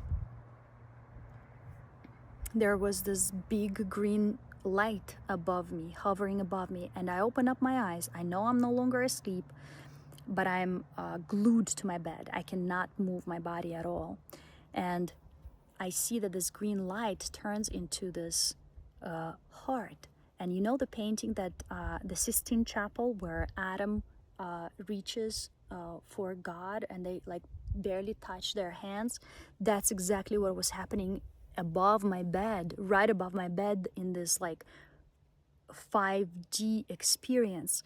And all around the edge of the hole that was open through me, around me, right, this hole, it was a hole, and through that hole I see the heart and the hand, and all around them there are apostles that are standing around them, and they're leaning over me, and they're looking at me, and they're like they're allowing me to see them. They're allowing me to see the apostles protecting me. And I decide, and then this whole thing that is happening, it's hard to explain what it was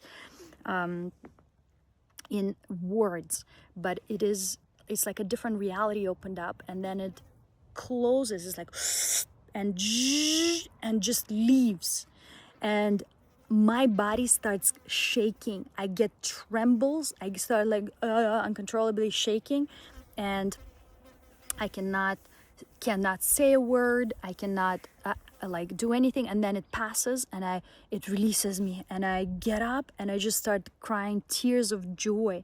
And I understand that whatever it was it Michelangelo, I think it's Michelangelo or Da Vinci, whenever they drew, whatever they drew, they saw it. It's real. That reality, that dimension is actually physically not physically real, but you can see it, you can visualize it, visually it can be present. So that experience happens to me. I start reaching out to different people who might know what it meant.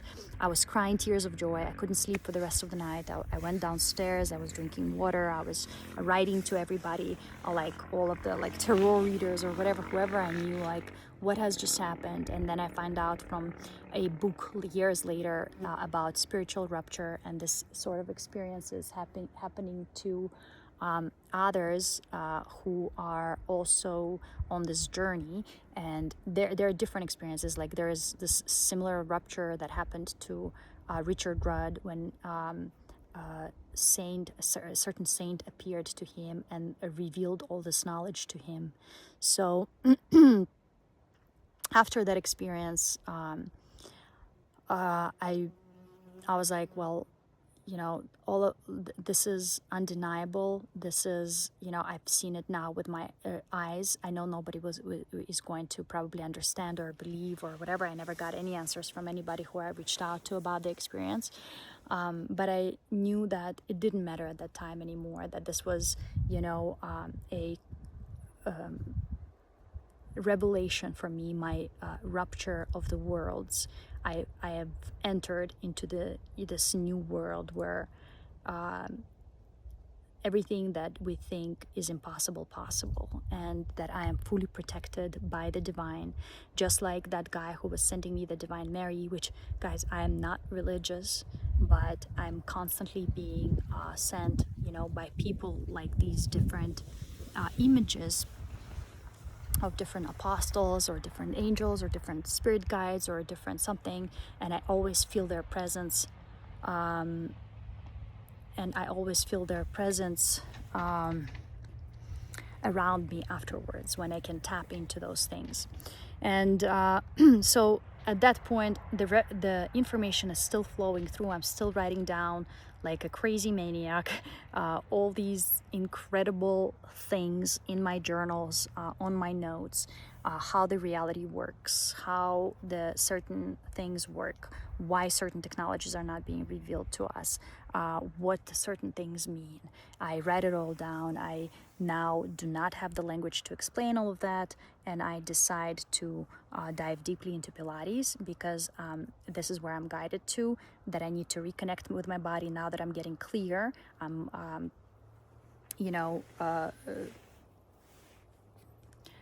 getting a clear mind, a clear body, free of toxins. And besides having an opioid addiction, I was very healthy. Either way, my whole life I was eating very healthy. I was always spending a lot of times outdoors and in nature.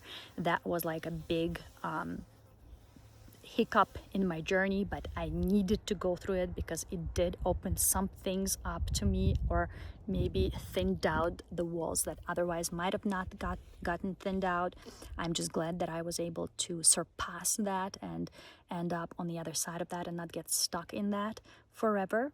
Other things that happened, there are just so many that whole time. So at some point, as I'm going through my divorce, this is all happening, and as these people are contacting me left and right, and literally approaching me in the store and on the street and everywhere, and they're not like saying anything particular, but they're just letting me know that they know who I am and stuff like that. As I'm going through all of that,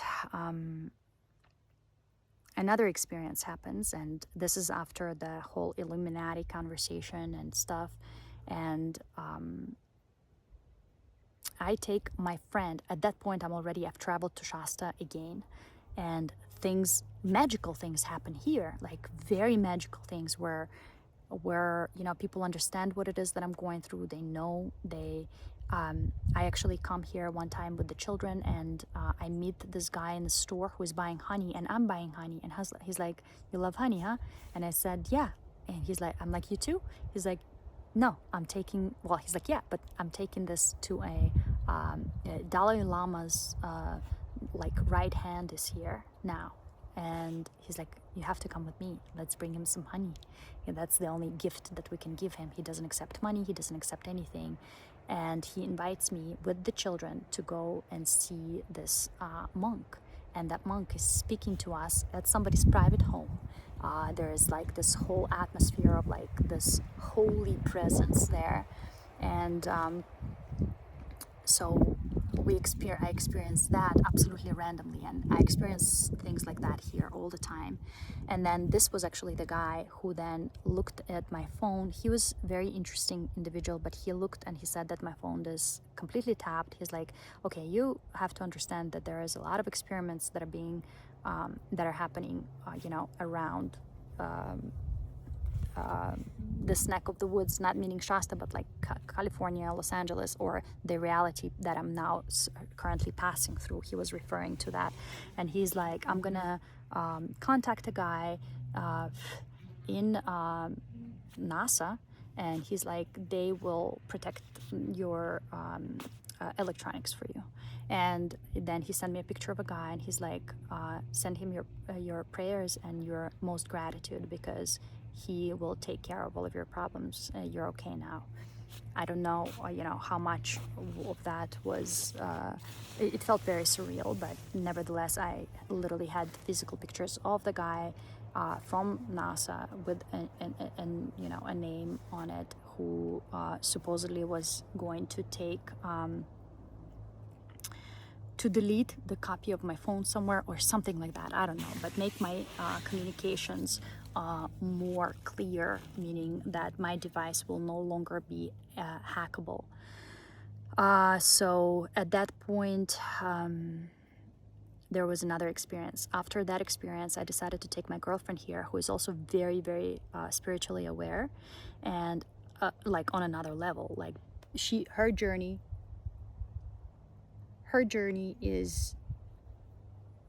was like further than mine, in a different direction than mine, but nevertheless, hi dear aunt, I'm sorry, very, very evolved. And she was going through a very difficult time, and I decided that I take her to Shasta because that's what I knew, that's where she needs to be. This is the place for her. This is her world. And as I'm taking her here, 2 cars reach us. I mean, the whole journey had this very magical flavor to it. Things that was like when realities were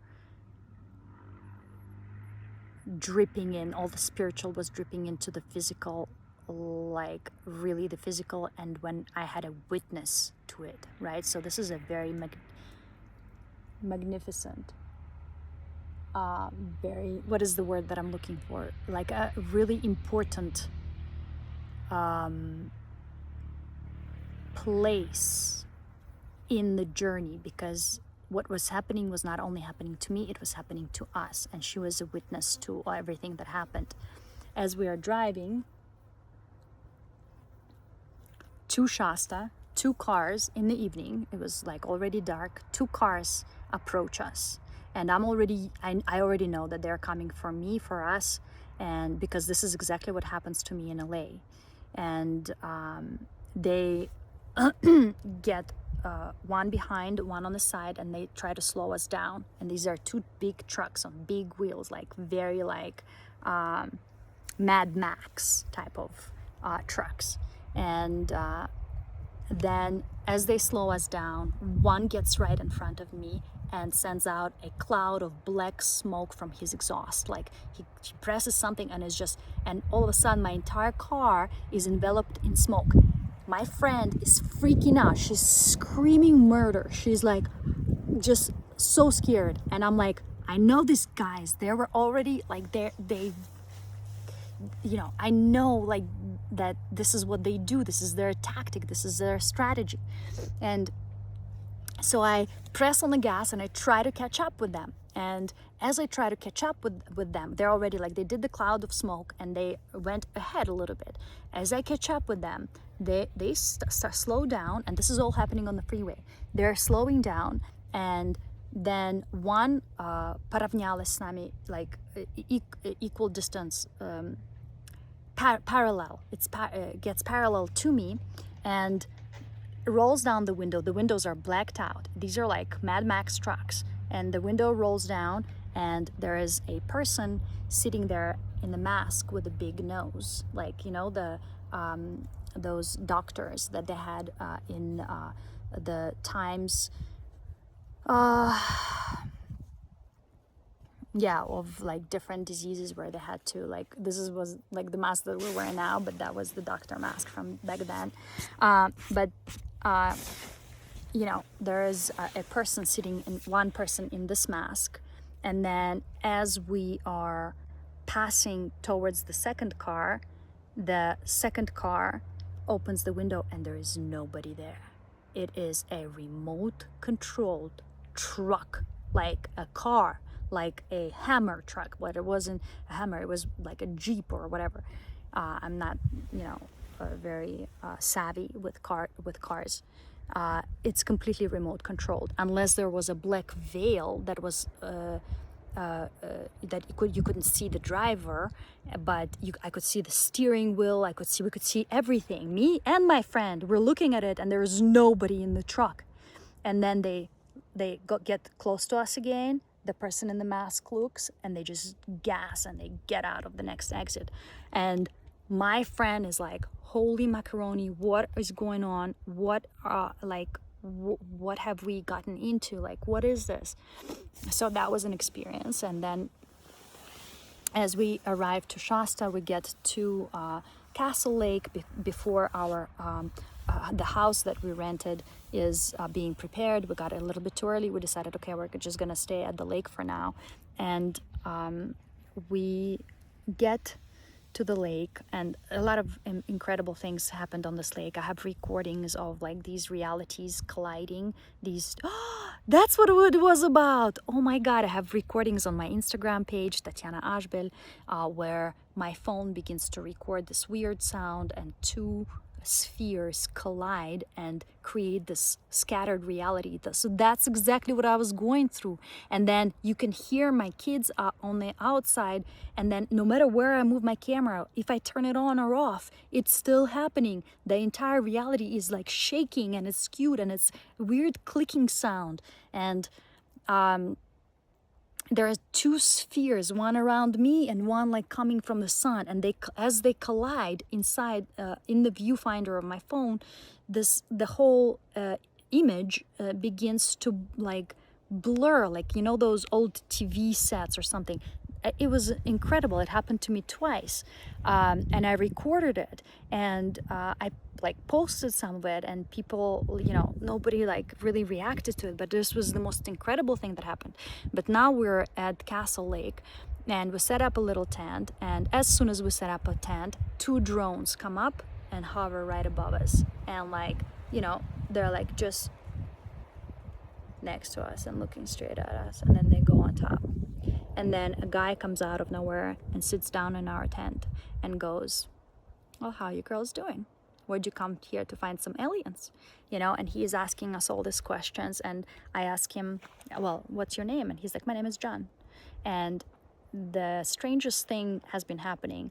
I once took a picture where we were throwing away a toilet with my former spouse. And before throwing it away, we put it out in the yard, in the front yard, and I sat down on the toilet and asked him to take pictures. You know, like I sitting on the grass on the John, and I posted it at that time because I kept that picture for a long time, and then I posted it, and the caption was, if John could talk. And now everybody who approaches me, when I ask them what their name, they're like, John. And so this guy is like, yeah, I'm John. And he's asking us all these peculiar questions. And then he's like, So what are you here for? For the aliens or for the fairies? And then he turns around, looks at me, and he's like, fairy fucking godmother. And he gets up and he's like, well, good to meet you girls. And he leaves. And as he leaves, after having this crazy conversation with us, I fall back, like in the little tent, I fall back like this onto the mattress, and I'm like, fucking John. I'm sorry, I'm cursing, but this is what I said. I'm like, holy crap. I'm like, Gail, what is happening? And he comes back, and he already left. And he comes back, he shows us his ear. There's an earpiece there, and he's like, I can hear everything you say, and leaves again. And we're like, oh my God, this is insane. And then crazy things were happening the entire trip. Like, we would go into a cafe and have a meal, and then come back to my car, and we took my car at the moment, and everything in my car, all the seats are laying down. So my car was closed. Somebody remotely has access to my car and is able to sit down my seats. And so basically all of that is happening. Then there is an instance where we are on the mountain, and there are two individuals that are talking to us. They're sitting down get into their car, and we see that they follow us in their car to the gas station. Like, apparently they needed to go to the gas station too as we come down the mountain. But instead of those two individuals, completely two different individuals come out of the car when we're in the gas station, when it's the same exact car. And me and Gail are like, oh my God.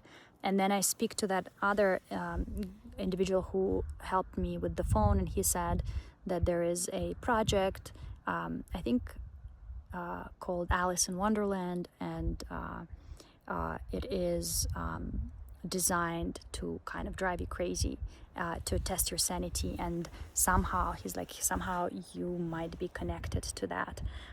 So there are many groups of people who know about the purity, the pure people, the readers, the seers, the ones that have unlocked memories and have access to information beyond what people have information to here in 3D, and that they are actively experimenting on those people, and that maybe that is what's happening, because like there is some crazy mind experiments that are happening here. And these are very like CIA like tactics. I also know somebody who is connected to that, and I was wondering if they kind of sent my information there somehow, and that was who was coming at me at the moment. But there were like just beyond of different instances. But meanwhile, while this very hard matrix type of stuff going on, there's also a lot of magic happening. Like, we find these crazy places with fairy circles, and there are shooting stars at night all around us that fall right next to us, seemingly. Like, it was an incredible. There are rainbows everywhere. Everything looks different. So I basically was entering 5D. I was just crossing that threshold, and everything looks different. The colors are so vivid, and it was an incredible experience. But it was, of course, followed by this very strange and scary part. And one thing I will tell you, I think I should stop the video because it's probably going to be like the longest video of all times. Hopefully you can watch it in parts or something. But as soon as I stopped doing everything and cleared my body, none of these things could happen to me anymore. I'm like completely cleared, because all of this was also connected, as I keep saying, to the toxicity within. The toxicity within me was manifesting itself around my reality that was seemingly coinciding with people wanting things from me, but this was just a scenario playing itself out, because nothing is really linear. It was like, oh, this was the perfect timing for this scenario to play out through this people, and I ended up in this specific situation because I was clearing out a certain toxin within myself. Clearing out my liver, my heart, that picture of the green heart, like physical human heart. I'm not talking about like a heart shape appearing in the ceiling, in the sky, that whole different reality with the apostles leaning down from that space. It was a completely different space within my space. It's like a hole, like a black hole that I could like walk into. The 5D, there was, depth to it, and around the edge of that hole there were these apostles that are leaning down at me, protecting me, letting me know that they're watching over me, and that I can safely continue to move forward. Well, yeah, there's a lot that happened afterward. I've been threatened in many ways. I went through a lot of stress, and yet I know now that all of that was happening because I was detoxing from within.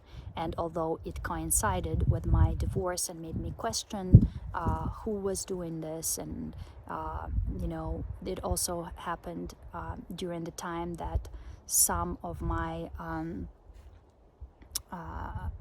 relatives were about to go onto a show, and as that was happening, the tactics of some of the groups is to like tap into your whole life, putting cameras and stuff everywhere to try to get as much information and stuff. And the reason I know about that's how that happens, and I'm questioning whether they were involved or not.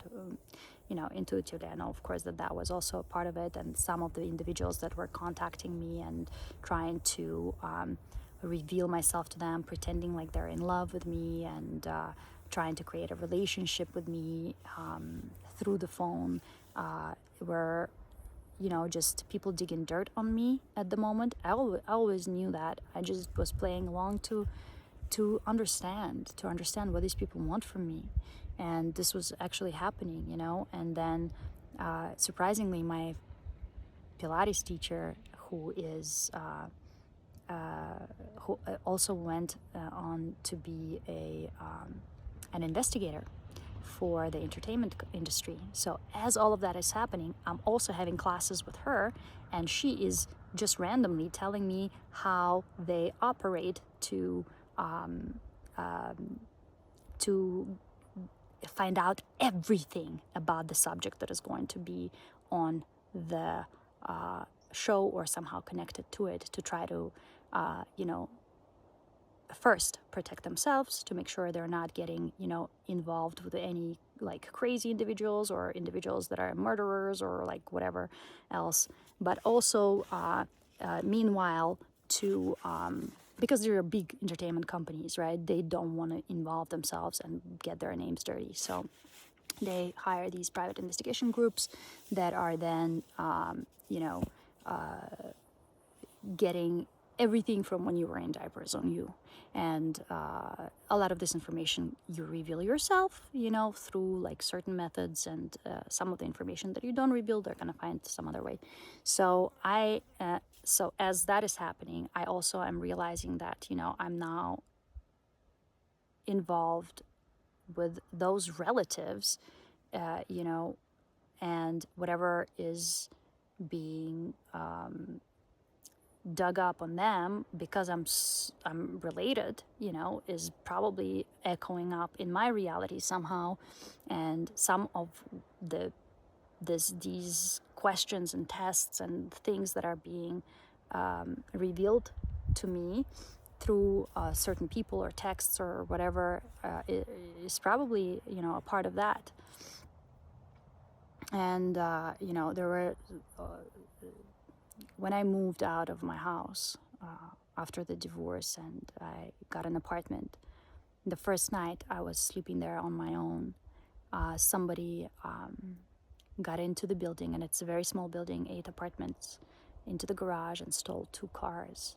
And then they were stealing other things. Like every night I was there, the first nights, and imagine how scared I was. I was by myself. Nobody was helping me. I was in this new space, introducing my kids to this new way of life, trying to be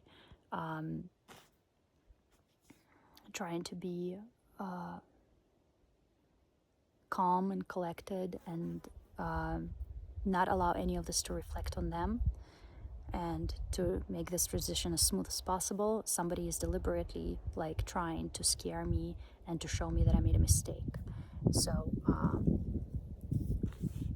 and meanwhile, that is happening, you know, all these crazy things, the cars getting stolen, like all the police there, and everybody's like in the building, oh, are we safe? How did this happen? Oh, it can so crazy that it happened exactly at the night that you moved in, like so sorry, you know. And I'm like, holy shit.